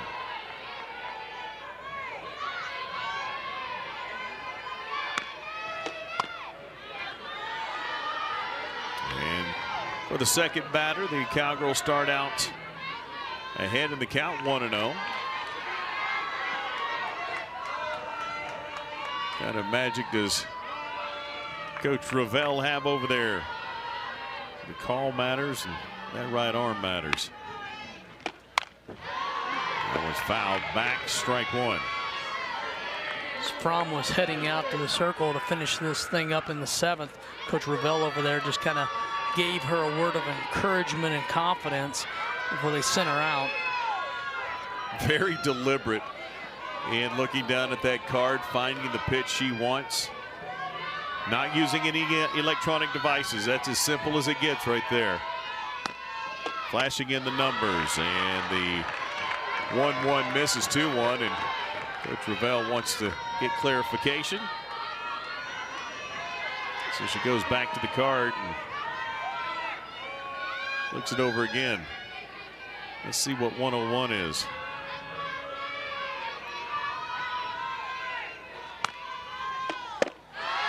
It's a fastball down low and out of the zone. 3-1. You talked about plate discipline earlier. It's what the Cowgirls are getting right now with Carly Godwin, being very, very patient. Again, this is where she's used that changeup and gone back and forth.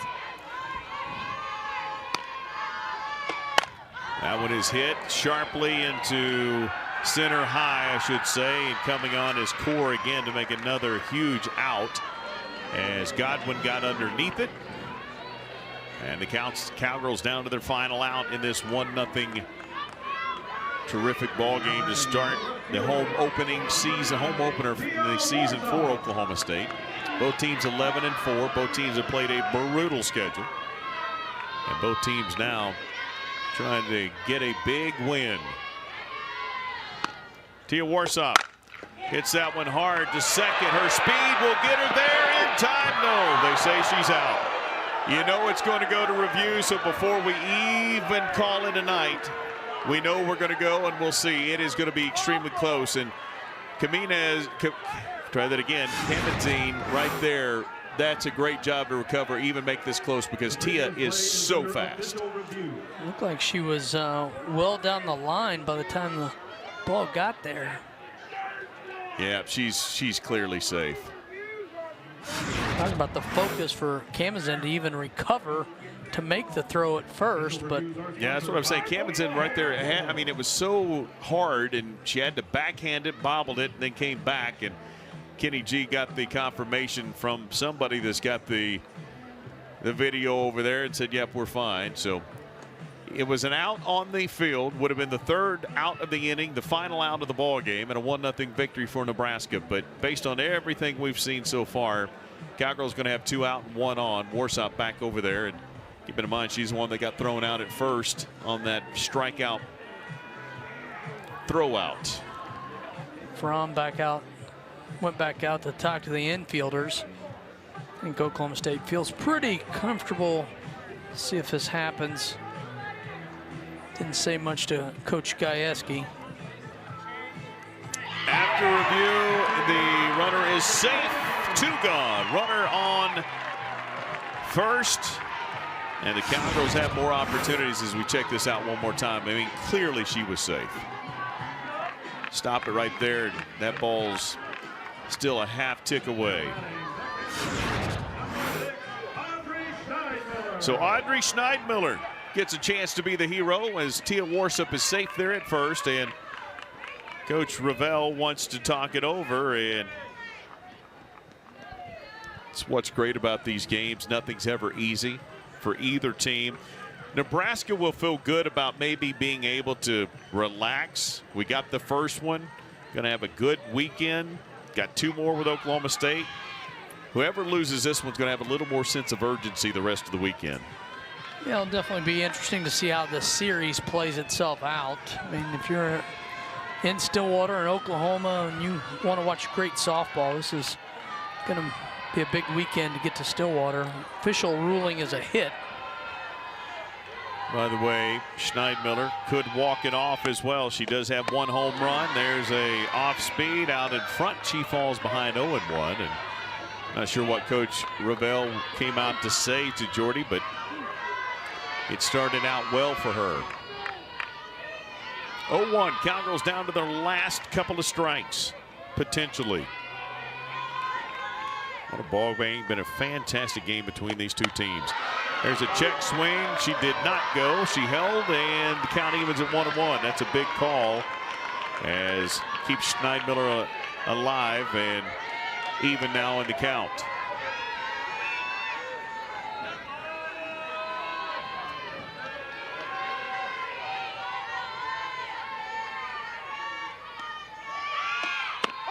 There's a off speed that hits the outside corner, and that's a strike. Strike 2. Cowgirls trying to adjust. The rise ball caused Cowgirls trouble all day. Good look at Coach Ravel, Coach Kenny G. 1-2 count. Out of the zone, 2-2. Tia got back to first. She didn't have quite the same lead that time. Anything hit sharp, she can score on. Anything that gets away anywhere out of the infield, she's got the speed to come all the way around. Win this game 1-0. You're obviously got to get a good win RPI-wise on the road. Lose it, still a great opponent, better than beating somebody by 20 that doesn't teach you anything about your team. That one fouled back. 2-2 stays the count. Schneidmiller stays alive. Pretty dialed in on that swing. She was sitting on it, ready to go, as Fromm getting ready to throw 3-1-3, which is pitch number 94 in the sequence here in the ball game. 2-2. And it hits her foot, and it rolls, and the Cowgirls have a runner in scoring position, and that ball just came out of her hand, and she threw it right into the dirt. You know, Warsop quickly recognized it and took second. If that ball had come through, maybe hit Schneidmiller, but just slipped out of her hand. You can see how shocked she was. So Schneidmiller, 3-2 count. Pitch, hit, into left, into right field. Warsop is going to come around. We're tied at 1. Schneidmiller ties up the ball game. We have got a tie ball game, and the Cowgirls 1-1, runner on, 2 gone in the bottom of the 7th. And this crowd is alive. They needed something, they just got it.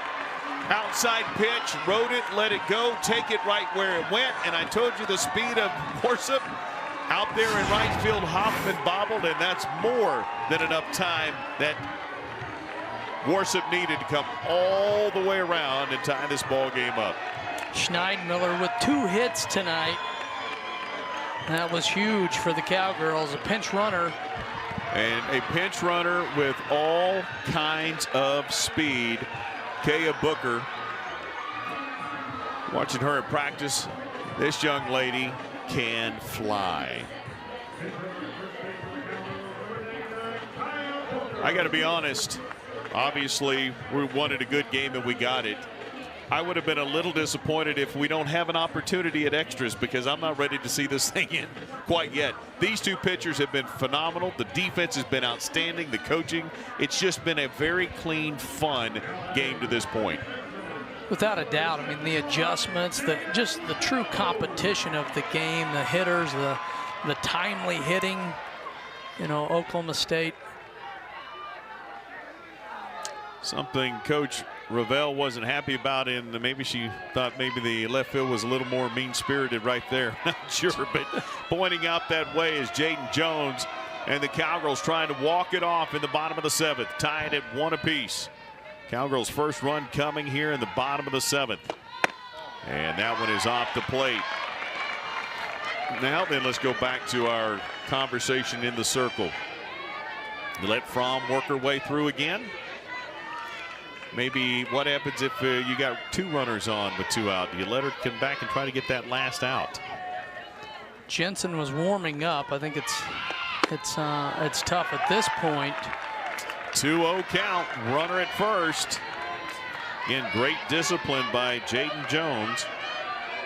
I think either coach at this point would hate to let this game slip away. 100%. And now let's go back to the top of the 8th. If we get that far, do we see Ruby Malin for another inning? Check swing, strike, 2-1. The pressure's not going to be too big for these 2 pitchers. It's not for either team, right? That's why it's so great when you play so many top 25 teams. Exactly what Coach Ravel said to us. Normalcy. I just want to make this normal. That's what you do. So no, the nerves are not more than either team can handle. Now the environment could play a factor at some point.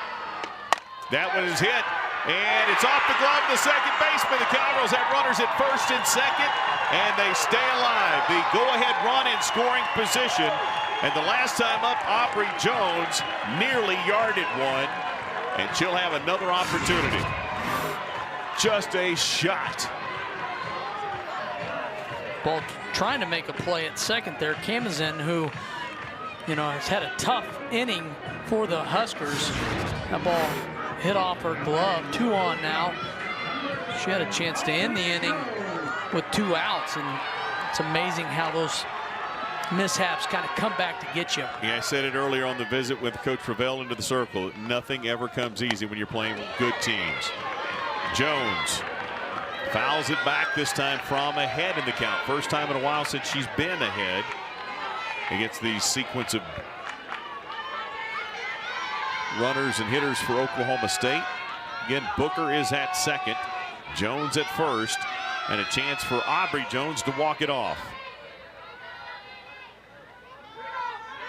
0-1. Just outside, just off the plate, 1-1. From nodding, trying to stay calm in that circle. Exactly as you said, though, no moment's not too big for either of these young ladies. Jones looks dialed in. 1-1 pitch. Hits it hard, right side. She's very dialed in, and here comes Booker. There'll be a throw at the plate. There'll be a play. She's out. We're going to extras. What a job out there in right field. Hoffman makes the throw, the speed of Booker. We're going to extras, and we should be. What a play. Great throw, great tag. Ball was right on the money. Let's play another one. Let's go to the top of the 8th after the timeout. Well, dissecting the last play, the throw, and out at home, that would have been the game winner. But watch here, there's 2 outs. There's no reason to hesitate. The hesitation and then the slow turn and an odd angle by Booker home, and give Nebraska credit. They're able to get that final out. Everything was going Oklahoma State's way in the bottom of the 7th. But we go to the extras and the top of the 8th, 1-1. And Malin still in the circle for Oklahoma State. A game like this deserves extra innings. It does. That's what I was saying earlier. It really feels like 2 outstanding teams. This feels like, as you said earlier, postseason. But I'm going to take it one step further. This feels like a super/women's college World Series kind of game playing late in the night, as Bacon tries to get Nebraska back on track. Rosie Davis, throw in time, 1 gone in the top of 8. Rosie fielded that with the face mask on today at third. Now you had insight, I did not. That shiner came in practice, right? Yeah, on Tuesday she got the black eye, followed by a family tweet from Coach Gajewski. Showcasing the black eye. Yeah, listen, those are badges of honor. Doesn't kill you, makes you stronger. Lauren Kamendsen at the plate for Nebraska. We knew it would be fun, and it has been everything we hoped it would be. The second baseman reached on an error. He's got the RBI. That's the only run scored by Nebraska, and she's the one who was able to bring it across. And she swung big at that one and missed. A timely hitting in the 7th by Oklahoma State. The crowd is now alive. Feels like a whole different environment here at Cowgirl Stadium. Felt like they absolutely got woke up, and that one's fouled off for strike 2. The game's interesting. When you take it, it was 1 ground ball away from being done, and then all of a sudden they misplay that ball, and now you have 4 straight hits for the Cowgirls, and you're tied up. Yeah, the Cowgirls went from 3 hits to 7 in that inning. Nebraska's got 5. Cowgirls have also reached on an error. But that's the thing that both of these 2 teams coaches want. If you're Coach Ravel, you want to finish the ball game. And trust me, they've got finishers on this team. There's a strikeout. Out number 2. But Oklahoma State wants to stay alive and stay in ball games, and they have, and they've been able to do it because of pitching like this. 6 strikeouts. Look at the reaction from Malin, and she's dialed in here. Giving up 5 hits, 6 strikeouts, has still not issued a walk. And she will go against her Nebraska counterpart in the circle. And I've been in Little League parks many times, so you say it with me, pitcher versus pitcher. Who's going to win? Who's going to win? Ah, my. former teammates. Yep. That's one thing with Malin being from Nebraska, from Omaha. She knows every lady in that dugout. She's familiar. A lot of emotion with this game. Ruby's been able to strike Jordy out twice in the ball game. And she evens the count here at 1-1. Keep in mind, she's the leadoff, but she also is tied for most home runs on this team with 6. So you have to be very careful with the leadoff. She's not just trying to look to get a board and come around. She's got power as well. And there's a safe pitch. 2-1. I always call that the setup pitch. I don't know what's coming next, but there's always something. Keep in mind that 3-2 or that 2-2 pitch by Fromm that rolled out of her hands and went straight into the dirt, allowed the Cowgirls to advance a runner, kept the count alive at 3-2, led to another hit for Oklahoma State. And not just advancing a runner, but you're talking Worship. I mean, you're talking the speed at second base. Didn't have to come from first, only had to come from second, and was able to do so. That 2-2, that one, Ruby brought on the rise ball there, and great job by Schneidmiller just to keep it down. And from heading out over the backstop, that ball was rising quickly. So 2 gone, 3-2 pitch. And that was hit right back up the middle, so Jordy has her first single of the ball game. Got another 2-out hit in this game. We've seen a bunch of those. More by Oklahoma State, but looks like we'll have a lineup re-enter for Hannah Kamazin. Kamazin was in the left and replaced by Hill, and now she's back in the game here in the 8th.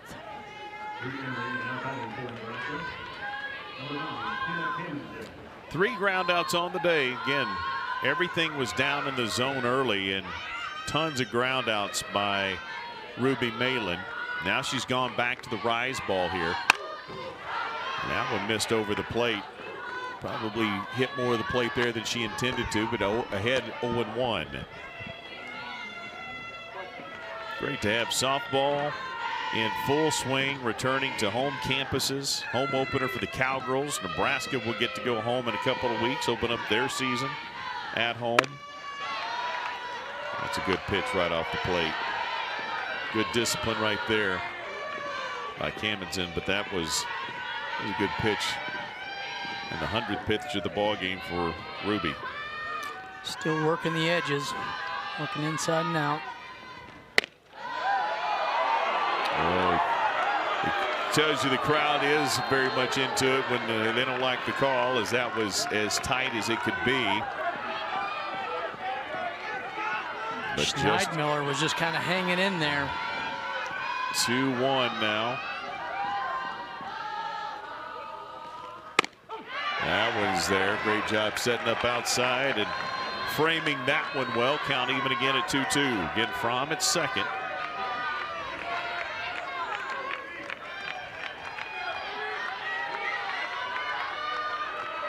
Top of the lineup here for Nebraska, and a big swing and a miss. Another strikeout for Ruby, and she is having a little bit of fun right now, showing all that emotion. The pitch, the swing, the strikeout.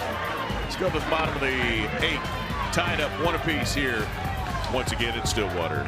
In the circle here in the bottom of the 8th. And tell us a little bit about this young lady, Chris. Yeah, Alexis Jensen, the freshman, she comes in. She's 5-1 with a 3.57 ERA, but only her 5th relief appearance. She has 6 starts, 5 relief appearances. She has a curve, changeup, rise, and drop.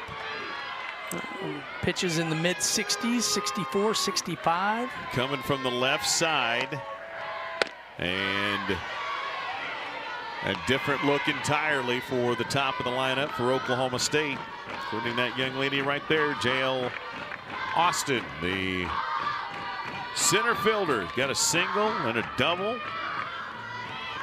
2 for 3 on the day.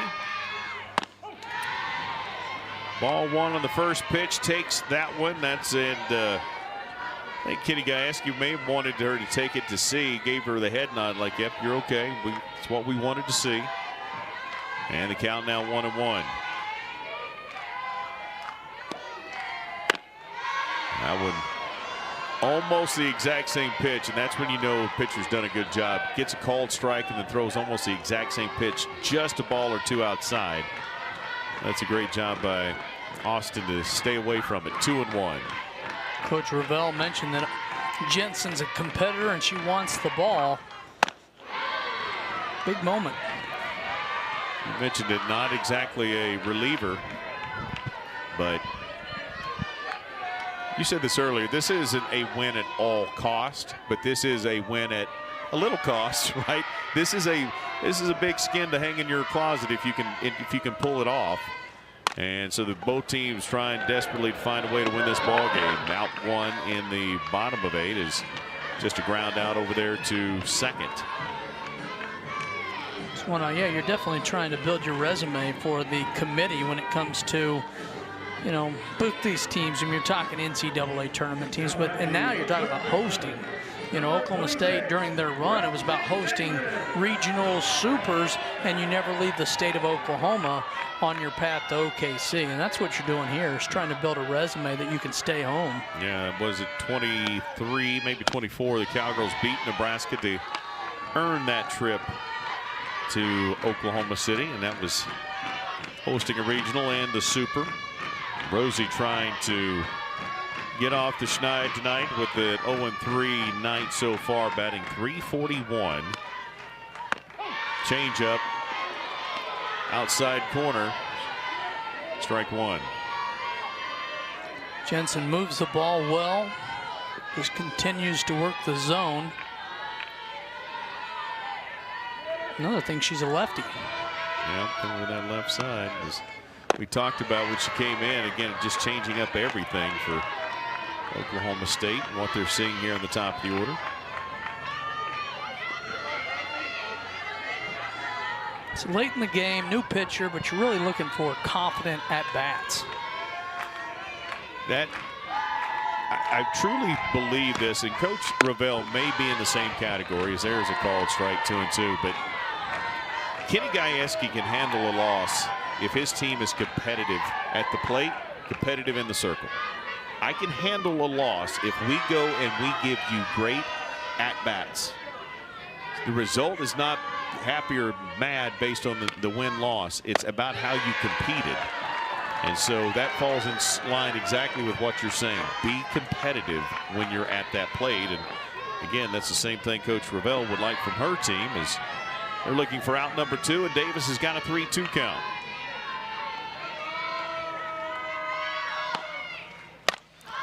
Underneath it, flared to second. Over there in time as Kamens in, and out number 2. Back-to-back outs by Kamazin. So the Cowgirls down to their final out here in the 8th. They were down to their final out in the 7th, and they scored 1 run to tie it up. And Claire Tim takes strike 1. Claire has not exactly looked to me like she has been confident. I think obviously easy to say that at 3 strikeouts, but even her swings right now do not seem confident at all. Which is a little surprising because she was hitting so well coming into this game, but you know, you face elite arms. 100%. It's kind of like a kid who's been shooting 50% from beyond the arc in basketball, and then all of a sudden just that confidence just evades them.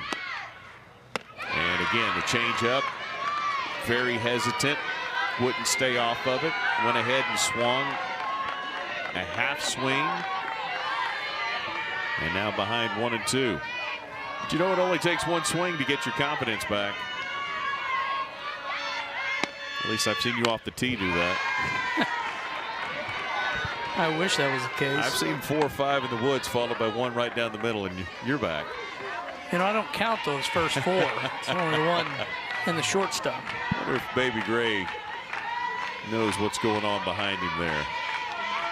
Kenny Gajewski's third child. There is one younger. That one, again, 2 foul offs right here. Tim, those swings look a little better. Tim's speed, too. You're really just talking about putting the ball in play. We watched that in the 7th. I mean, just amazing what happens. Give yourself a chance.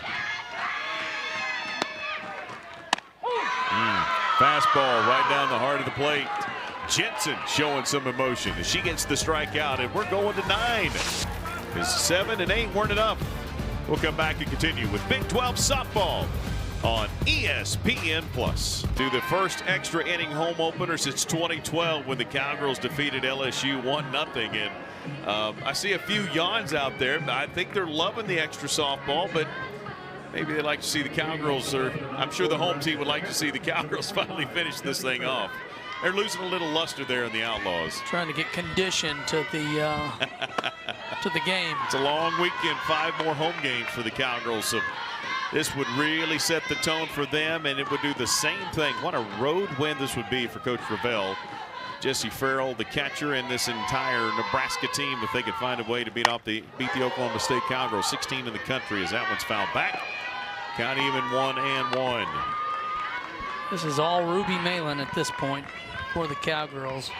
Yep, you know, we talk about Ruby. You can imagine the Cowgirls probably going to get to Riley Crandall early in the weekend. Presley Downing will probably go, and that'll give this young lady time to get a little recovery time by Saturday. But again, right now you're at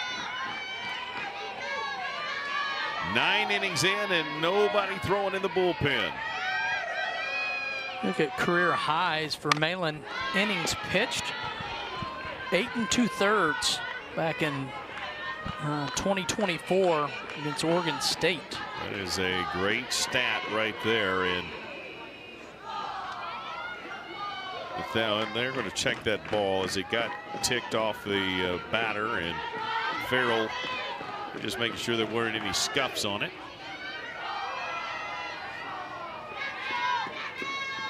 You know, Coach Ravel said that Jensen wanted the ball. So does Ruby. Ruby doesn't care. Ruby will throw 15 innings if you ask her to. She's not one of those kids that says, okay, I need to rest for the next one. She will go as long as they will let her go in the circle. Well, and that's why she's a pro. I mean, that's how you get drafted, you know, in the top first round in the professional leagues. That's how you become an Olympian. All the things that you dream about, it's because you want the ball in key moments. Guarantee you Fromm would have done the same thing for Nebraska. Bottom of the ninth, excuse me. Try that again. Top of the ninth. I'll get it right in a minute. It's a long night for me too. And there is the very first walk issued by the Cowgirls, and that might get us a little bit of activity in the bullpen for the Cowgirls. That is their first walk issued today. I think we see Riley Crandall standing over there. We can't see because of those 2 gentlemen right there, but there we go. That's Riley throwing. So a base runner for Nebraska in the top of the 9th. Crandall warming up. Coach was really complimentary of Crandall and what she's done so far. So Oklahoma State does have an option down there, but with no outs and a runner at first, we'll see what Coach Ravel does here. That one is hit deep into right field at the track. Coming in, however, is the Cowgirls, and obviously able to get that out in right field. Claire Tim steps in, played that ball perfectly. Immediately went back to the warning track and to the wall. Was able to hold that runner at first.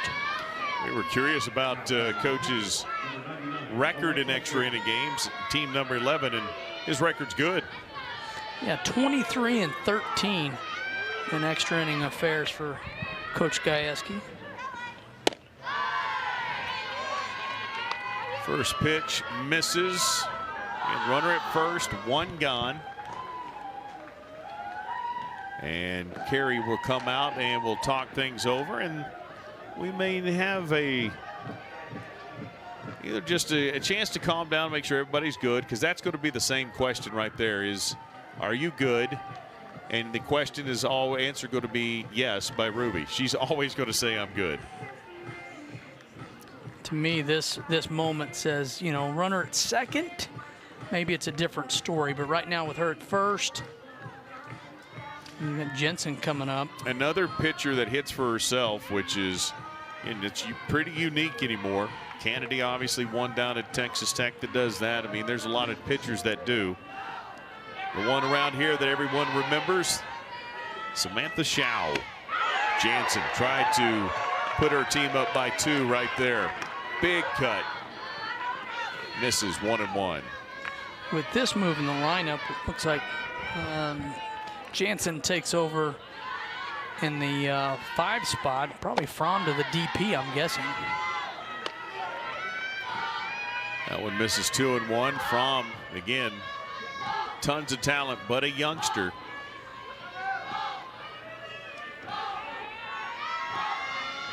See how careful they are with her. Only batting 111. Does not have a home run or an RBI, but if she connects with one, she might.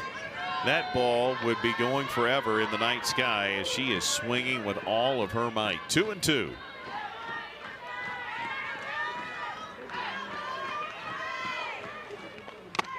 And another swing, this one over the top. And we are going to take another look at this one. She definitely wasn't cheated on that hack. She got her money's worth. There is no doubt about it. So 8 strikeouts on the day for Ruby Malin. And I love it. Your first at bat in the 9th. You're the pitcher. You got a runner on. Get your swings. Don't be hesitant. Casey Hoffman will try to give Nebraska the lead.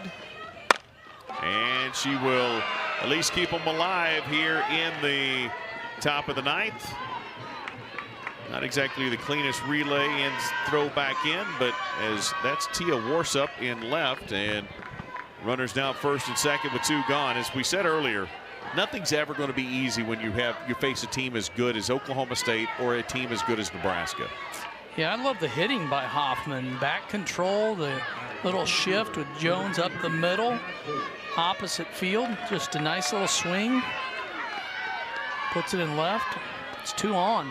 Core 0 for 2 with that sacrifice, and she was trying to turn this game around in a hurry as well. Big cut. Pitch 117 on the day for Ruby.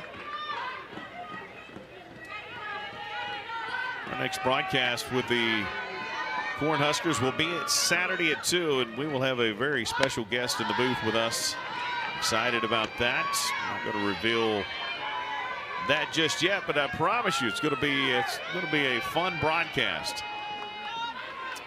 CD and I will be joined by an outstanding somebody that really knows what is about this game. And there's a called strike 1 and 2. Ruby trying to get her 9th strikeout of the ball game.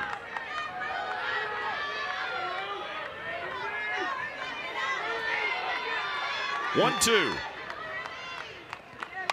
Foul back. Job by Core staying alive. And Core, the reason why the Cowgirls did not tie the game up earlier in that 7th inning is she was able, or excuse me, I think the 6th inning, she reached back, got that fantastic home run saving catch in center field. This one she hits right back to Ruby. The flip over to first, and the Cowgirls have managed their way through 9. We go to the bottom of 9. Can the Cowgirls find the go-ahead run and beat the number 4 team in the country? We'll find out after a timeout. Back to Stillwater right after this. Bottom of 9, 1-1. Chris Dill, how did we get here? Well, Camazin had the single up the middle to score Hoffman, and then the robbed home run kept the 1-0 lead. And then the misplaced drop ball allowed Warsup to get the second, and then a timely hit scored the tying run. And then Schneidmiller single to right, but a great throw hoses Booker at the plate, and we're sitting at 1-1 here in the bottom of the 9th. Had a chance right there. And Great play by Nebraska. Now the energy level high in the Cowgirl dugout. As this young lady could turn it around right here. Walk it off. 3 home runs on the season. Amanda Hassler. We haven't talked about the Cowgirls throwback helmets. A little bit of a throwback uni look tonight as there's a change up, and that's in there for a strike 1-1.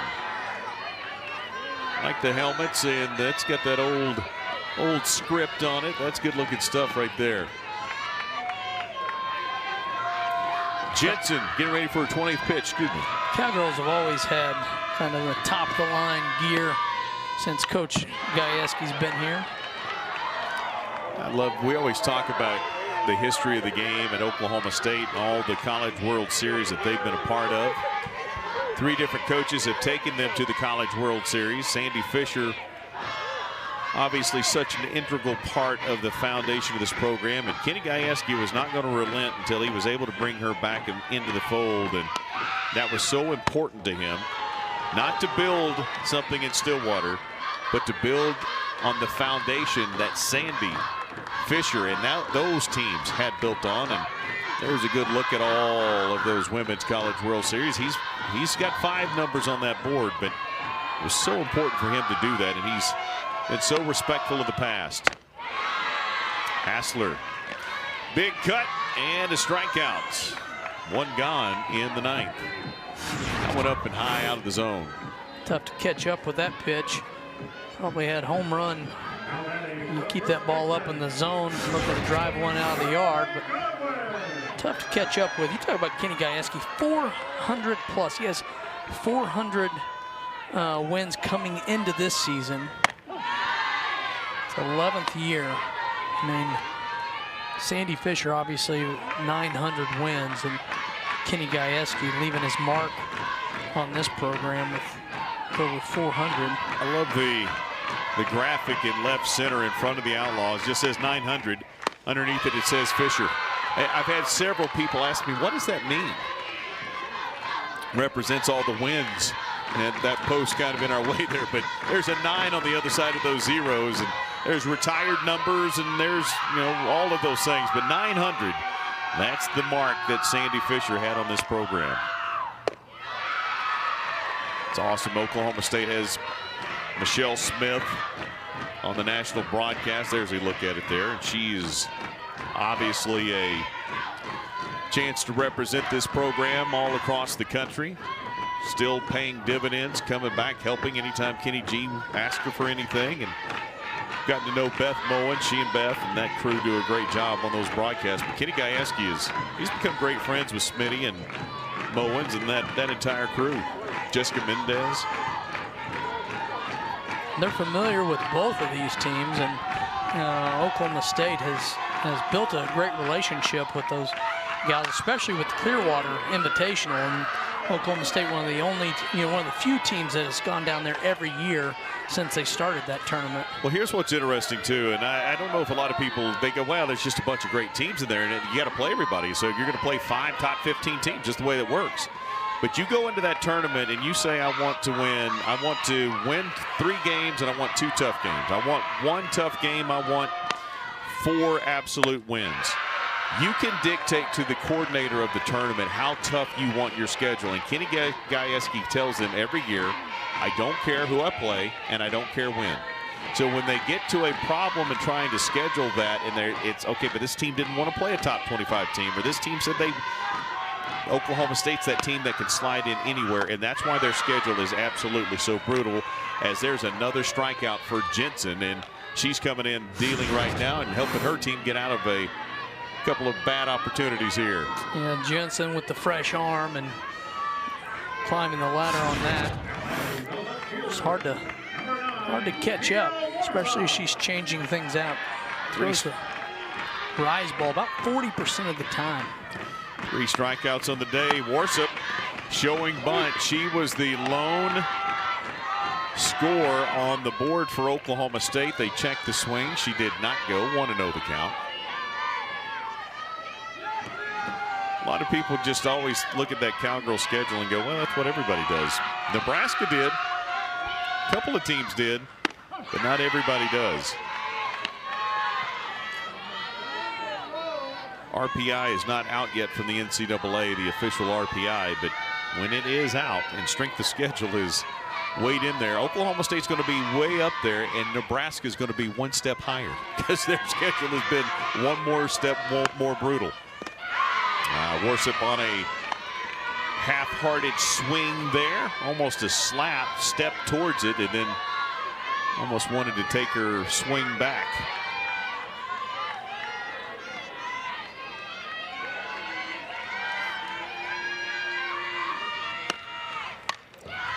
Stays alive there. Almost a little running bunt, slap, kind of a in-between. Yeah, great for Oklahoma State hitters to be able to see both of the top pitchers for Nebraska here in game one. Will that be the case for Nebraska if the Cowgirls don't score here? Will we see Riley Crandall? That one is hit out of play. Sky high and near the bullpen for Nebraska. Worship will come back and swing away again behind in the count 1-2. Jensen's retired 5 straight. Last 3 batters by strikeout.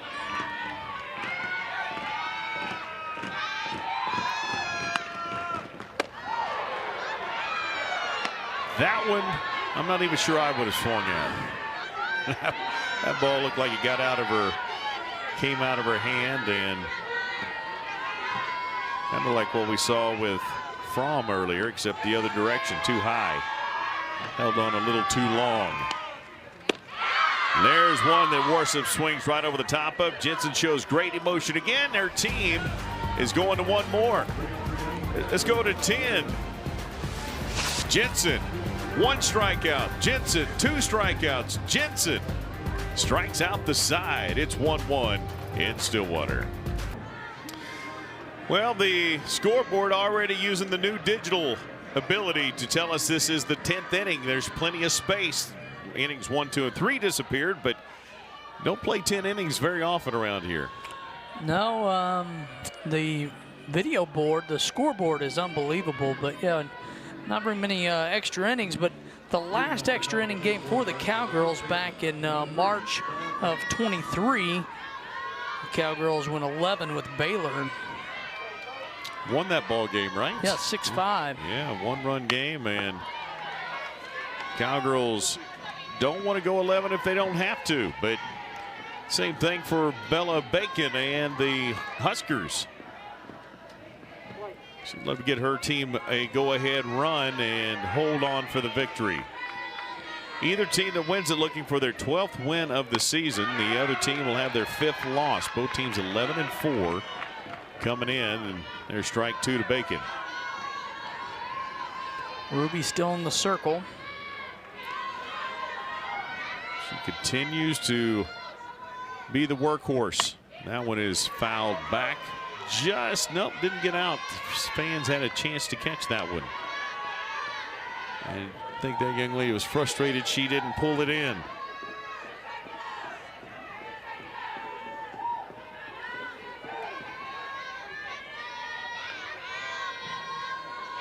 Oh-2 pitch to Bacon. Hit right. It's going to go foul and just out of the reach of Claire Tim over that wall by about 10 feet. Looked like it was going to stay in for a minute, but it drifted and tailed late out of play.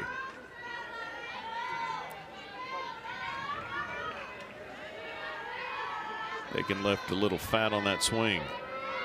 And definitely trying to keep the ball down. Pitch low, but trying to continue to stay with what works. Keep the ball down, left and right. Hit your spots, hit your corners. Trying to keep going as Crandall's still warming up. The 1-2, Bacon couldn't handle the sizzle. And there's another strikeout for Ruby Malin. Schneidmiller set up outside, and good pitch.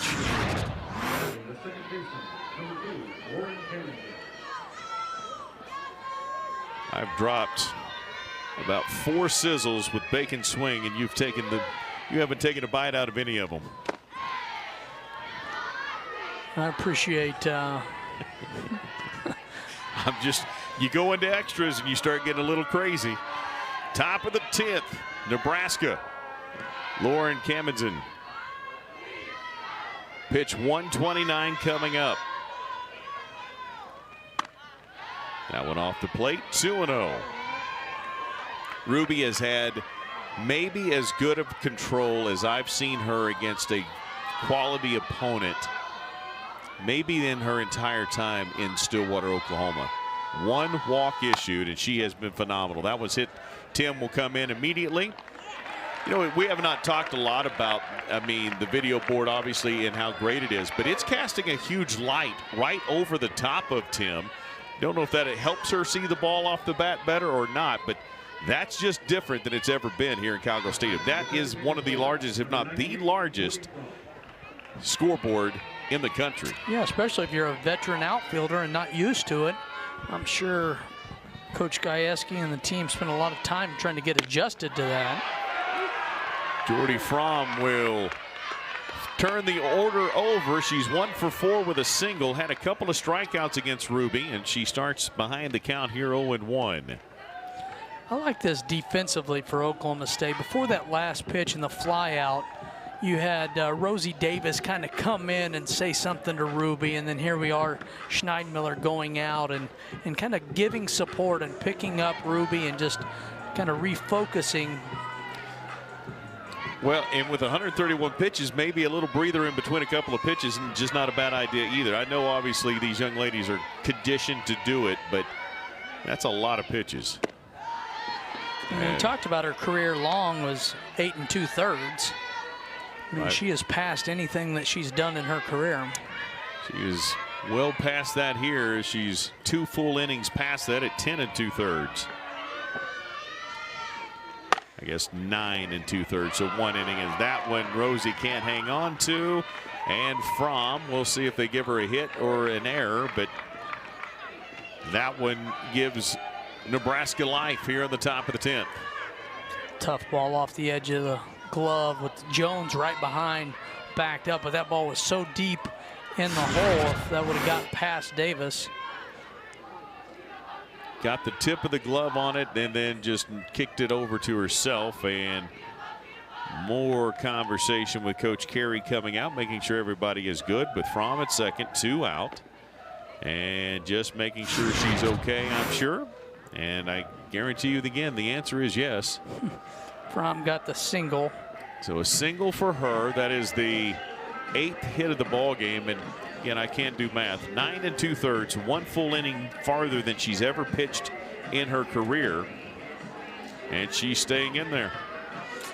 She's coming off the no-hitter last weekend. So, I mean, again, it was a error committed by her away from being a perfect game in a 5-inning game, though, in a run roll effort in that no-hitter. Nebraska now looking for timely hitting. See if they can put together a little string here in the 10th. Ball in the dirt. Schneidmiller throw not in time. Fromm has now swiped 5 bags on 5 attempts, and she's in scoring position for Nebraska. That's big for Coach Ravel, and she's telling her, hey, 2 outs, run on contact. Just trying to get a situation where if you can put one through the infield, give yourself a chance to score. Kamendsen 0 for 4. Trying to make good contact with it there. Just hit it hard somewhere like you were just saying. Try to stay alive, and if it gets through, then Fromm's got the speed to come around. 1-1. That's hit to the short. Jones throw. Great job by the splits of Carly Godwin. And it took the acrobatics at first, but the Cowgirls out of trouble. To the bottom of the 10th. Let's play some more. 1-1 here in Stillwater. Big 12 softball on ESPN. Softball, we've got softball. This is just the first of many this weekend. The Cowgirls and the Cornhuskers tonight. But Chris, this is Tulsa, Stillwater. It's a great invitational, some fantastic teams, and there are going to be a lot of games played in a couple of venues. Yeah, no question. Friday, Saturday, Sunday just softball in Stillwater, 3 games at Tulsa, and really good teams. I mean, you talk about Southeast Missouri State, South Dakota, Nebraska. I mean, these are really good softball programs, and excited to be in Stillwater. And you talk about Nebraska. Coach Ravel wanted to play these games. Well, yeah, no, I mean, she absolutely wanted to come in here, and I've talked a little bit about this, but they were in town to play too. And Kenny Gajewski reached out to Coach Ravel and said, "Hey, you're in town, we're in town. I mean, you want to play 3?" She said, "Let's play 3." So very unique to play a 3-game series in a tournament like this, but that's exactly what is scheduled. Well, and the Cowgirls hosting this every year, and this has been something Kenny's done for a long time, is to bring great teams in here and a final tune-up before conference play. John Barfeld used to be the head coach at Tulsa and was a part of this, was an outstanding coach, did such a great job with pitchers. Then he came here to become the pitching coach. And Tulsa has had a good program over the years as well. Our buddy Bruce Howard and that group will be calling that game, the Tulsa games over there for ESPN+. The 2-1 connects 2-2 to Audrey Schneidmiller. Have a day, Schneidmiller. The double and the RBI single. The only RBI for the Cowgirls. That was the most important one to this point. Chance to get one more and end it. Cowgirls looking for a walk-off in the 10th. I don't think anybody's left either. And this has been an extra inning game. This now game is approaching 3 hours, and the fans have stayed engaged. And Jensen already at 40 pitches. A lot of strikeouts, and add one more to it. Got caught looking to Schneidmiller, and let's take a look at it. Ooh. That is on the knees, below the knees, and that's a tough one right there. Kenny G didn't like it. Especially in a, legit ball game, bottom of 10. Emotions are high, back and forth. It's a big call.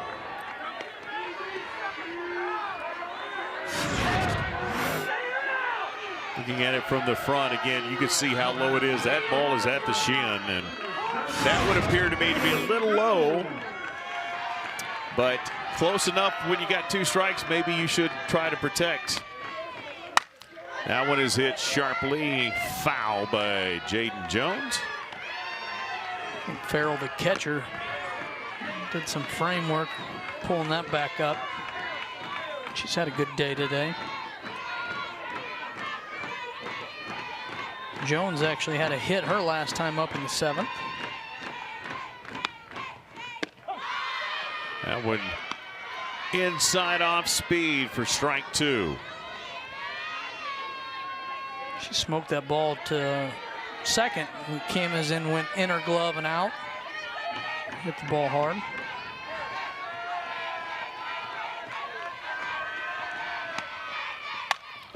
Stays alive with that one. That's a fastball that came inside. She was ready, just a little behind it. Cowgirls 8-9 going on right here. They'll turn the order over. They will at least get some opportunities here in either this inning or the next, and it may be this one, as the first Jones is on the bags. The second Jones is coming to the plate, and Nebraska trying to keep up with the Joneses. It's back-to-back singles for Jones, and just hit the ball hard. Kept her head down, drive that thing back up the middle, trying to get the Cowgirls fired up. So the first Jones is on, the second Jones, Aubrey. The younger, the freshman. Again, had a near home run robbed by Core in center field. And looked like she was on it right there. That ball just snuck out the outside of her bat. 1 for 3 on the day. Again, batting .361, your 9-hole hitter this level is not your worst hitter. The 9-hole is someone that can turn the order over. And undoubtedly, we've seen that from Jones already this season as a youngster out of Gaylord, Michigan. Michigan Player of the Year, the Gatorade Player of the Year. So we're gonna maybe have some speed on the base. We have a pinch runner. Make an adjustment here. 13 for the Cowgirls. That would be Libby Jaquez out of Moore, Oklahoma. Going to pinch run. Jake Hughes, excuse me, I apologize to the Jake Hughes family. I know either here or watching in Moore, Oklahoma. And some substitutions for Nebraska as well. I believe that's number 18 coming in. And if that is the case, is that a situation where we could have a potential pitching change coming up in here a little bit as Nessa McMillan will go to left field. There she is. Nessa McMillan, the left fielder now, and see if that changes the pitching in the potential next inning for Nebraska. Adjustments here late. Both teams not wanting to give up too much, but obviously you don't want to go 10 or 11 and not pull out this win. So it is such a dicey situation, right? To go all in to get it, to go all in and not get it, and you don't want to be that team that went all in and came up a little bit empty. The 0-2 misses, 1-2 with Jones. Just talking to both these coaches, though, they want to play the game. You know, they get there's 3 games in the series or whatever, but they want this win. It's interesting too. They don't play with the same. They don't coach with the same sense of, desperation that fans have and the angst that they feel right now. They want to win it, but this is one game of 60. They know they're gonna be okay, and both teams are already coming out winners tonight, one way or the other. But you'd sure love to have that one in your win column, as that ball was fouled back 1-2 again, and that great job by Jones. He waited on the change and didn't have enough power on it, but was able to stay alive and not come across for that strikeout, and wasn't way out in front of it.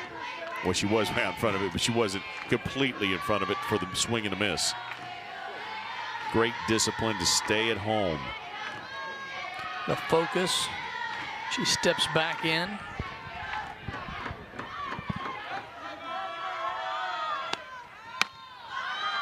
Got underneath that one. Dynamic of these two teams. So with Oklahoma State, you have some key seniors, some key leaders, and then you have really productive freshmen. And these freshmen are being put in some big moments today. It's how you grow your freshmen up. That's where you give Oklahoma State some credit. Their freshmen have hung in there. Still staying alive is Jones.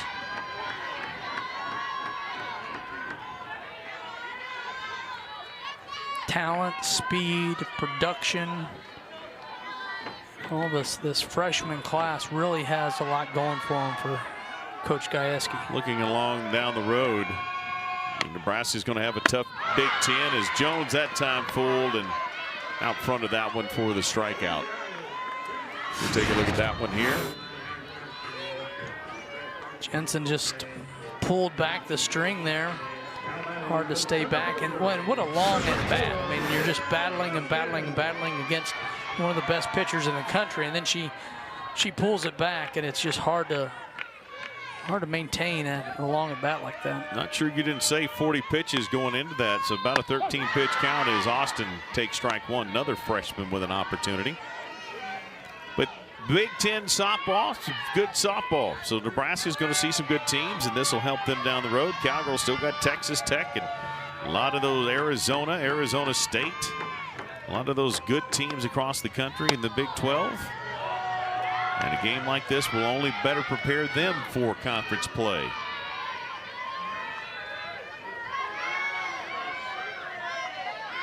We talked a lot about scheduling today and throughout this game. You know, a lot of those Big Ten teams haven't played at home. It's so cold up there, they've been on the road for a month. That ball is hit into center field, and camping out underneath it is Nebraska, and that is Corey, who has got another one. So 10 wasn't enough. How about 11? We'll find out after the break. 1-1. We said it was an entertaining ball game. It has been all of that, and we are going to the 11th inning, and a new pitcher finally coming in for Oklahoma State. Chris, Oklahoma State going with the senior Riley Crandall, who's finally healthy, has been pitching really well. She's 4-0 on the year, 3.99 ERA, has 8 strikeouts. Rise, cutter, off speed, lives in that 64, 66 range. so Riley Crandall came in last year with high expectations, really didn't pitch well, then got hurt, came back, has gotten healthy, and has pitched extremely well in her return this season for Oklahoma State. And she's got a strike on the board against Jessie Farrell, 1 for 3 with a double in the walk. Again, 6 home runs. She is #1, tied for #1 with power for those 6 home runs with Jordy Fromm. And another strike. So Crandall comes out and gets ahead quickly right here. No, Casey, Crandall's really starting to look like the pitcher that Kenny picked her up in the portal from Baylor. This is really kind of what I was expecting. I think you're exactly right. They knew how special she could be, and maybe the injury was coming on early, and that was part of the reason why she didn't pitch well initially in a new home, trying to figure things out. And but you know what? She stuck through it.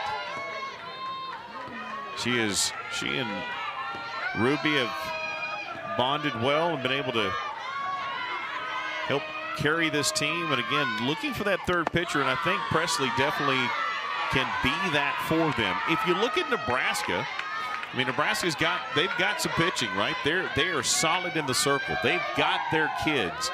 For Oklahoma State, Ruby's there. Riley is coming on. They need to find that one more to really put them in that elite category. Here's the 2-2.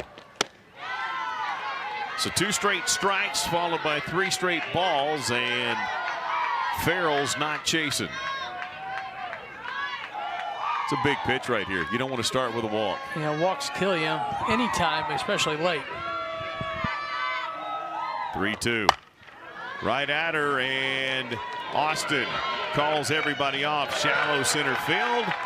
Got her underneath it, and there's out #1 in the top of 11. You know, you go back to when Michelle Smith played, when Sandy Fisher was here at Oklahoma State.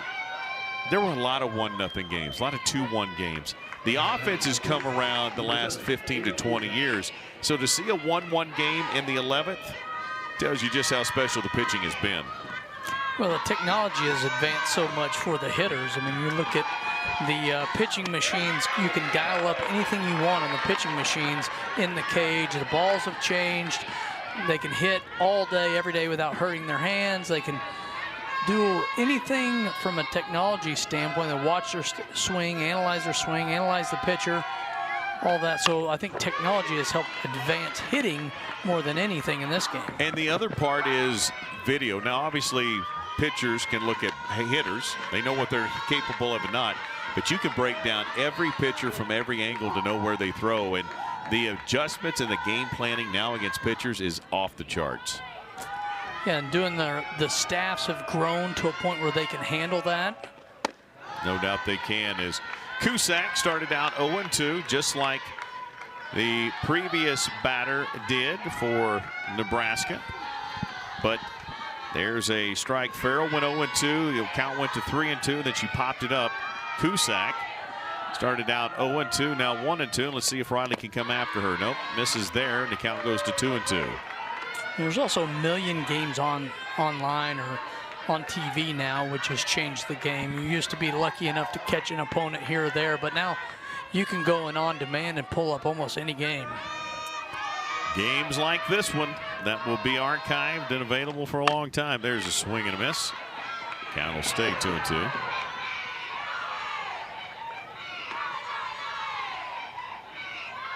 The hitting cage for Oklahoma State. I got here really early in the afternoon and went over there. There were probably 10 to 12 Cowgirls in there just doing work and just focusing on little things. And I thought the cage work before you came out here for BP and just the laser focus going into this game. That one is hit, and Jones makes a great backhand, and a tremendous throw costs the diamond, and there's out number 2. That is a terrific play by Jones. The freshman deep in the hole. Stays back, stays down, backhands it, gloved it perfectly, came up on the throw, shows the cannon, and the throw in time. Great job by Carly Godwin, too, to create the target, give her a good target, and she put it right on the money. Ruby sharing the love in the dugout. She's not going to get the win now, right? But she sure is still showing the emotion. Newly engaged Ruby Malin. She made that announcement, and obviously we were talking about Jordy Ball being now the Jordy Fromm. There's a swing and a miss. Jensen again. Down to 100. She struck out last time, but we talked about it. We lamented she got her money's worth as she swung hard on all 3 pitches. Count even 1-1 to her now. Ruby had the longest outing of her career, the longest outing as a starting pitcher, obviously this season. And the check swing, appeal, strike. 1-2. Jensen inhales, exhales, and Coach Ravel's going, hey, we got to get ready for the next game. There's one chopped in the dirt, foul. Jensen stays alive here.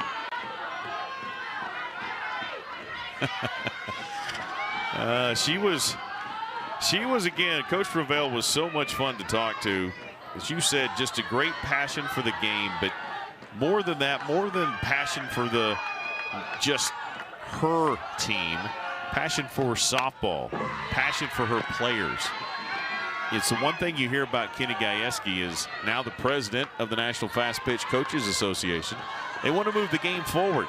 And for 34 years, Coach Ravel and her program has been doing that. And Kenny G in the last 11 here at Oklahoma State's done the same thing. There used to be, give 5-10 teams that dominated college softball. Now that 11 through 40, that mid group, they're creeping up, they're competing and getting into a chance to knock off a top team, a chance to make it to the World Series. Getting a little cooler tonight. Kenny Gajewski had to go to the sweatshirt. The 2-2 misses. Crowd can't believe it. They're livid behind the plate, and the count runs full. Ruby doesn't know either. And that's kind of like the one that got called earlier. It seems a little low to me, but again, one that the Cowgirls got rung up on. I think that's probably why they're upset about it. Jensen chases one off the plate. Riley Crandall gets a strikeout, and we are going to the bottom of the 11th. It's still 1-1. Both teams with 8 hits, 1 run apiece. It's getting late in Stillwater. Can the Cowgirls find the game-winning run? Coming up after the break. Almost playing 2-for-1 baseball and softball rather. Ruby, how about Ruby? Hey, she's getting fired up in the circle, in the dugout, and in the stands. It's a leader, a winner, and going over and giving a high five to the fan before she comes back to the dugout. Now she put on the old rally cap. I mean, that's an elbow guard, right? Or I don't know what that is, but man, if that doesn't bring you good luck, I have no idea what will. Rosie Davis doesn't need luck. She's got terrific power and possibility, but she's going against Jensen, who has been fantastic. Rosie's 0 for 4 in the night, struggling obviously at the plate. And Jensen has been really good here in relief of Jordy Fromm. The pitcher's duel continues with the relief pitchers. That's the other thing that's pretty impressive in this one is Davis ahead now in the count 2-0. No doubt the drop-off is not a thing. It has not been a thing at all to this point, and pretty amazing. Talked about the rally caps with this team in Oklahoma State. You just never know what could come from that dugout. There's one hit deep. It's going to be a walk-off over the batter's eye. She may have been hitless, but she is no more. Sound the horn. What a shot. Rosie Davis sat, you said it, walk into one. Either team could have done it. Jensen finally left one too meaty, and the Cowgirls have won it 2-1. Great job of getting a barrel out, made great contact, and over the batter's eye for the win. The Cowgirls needed 11, but they were able to get it done, and the dugout is obviously happy. The number 4 team in the country suffers a loss at the number 16 team in the country, and that was what we wanted. We knew it was going to be a heck of a ball game, and it was. What a job by both teams, and Oklahoma State just outlasting Nebraska. Resiliency both in the circle and at the plate, not giving up, keep battling, have good at bats, compete. The Cowgirls never quit, just kept fighting and fighting at home. The fans reacted. Malin running down the line, getting things going, and that's what it takes. One more hit than Nebraska, and that one hit was the solo shot by Rosie Davis. They gave the Cowgirls their 12th win of the season, gave the Cowgirls a win over the number 4 team in the country, but they're not done. 2 more this weekend between these 2 teams and games in the middle. And Ruby obviously excited for her team. Great job, Chris. This was fun. It started early. It was fun all the way through, and look forward to seeing you back here in a couple of days. Yes, sir. Great series. Great series to start. The Cowgirls win it 2-1. For Chris Dill and our entire crew, I'm Casey Kendrick. Thanks for joining us. We'll see you next time back here in Stillwater for Big 12 softball on ESPN+.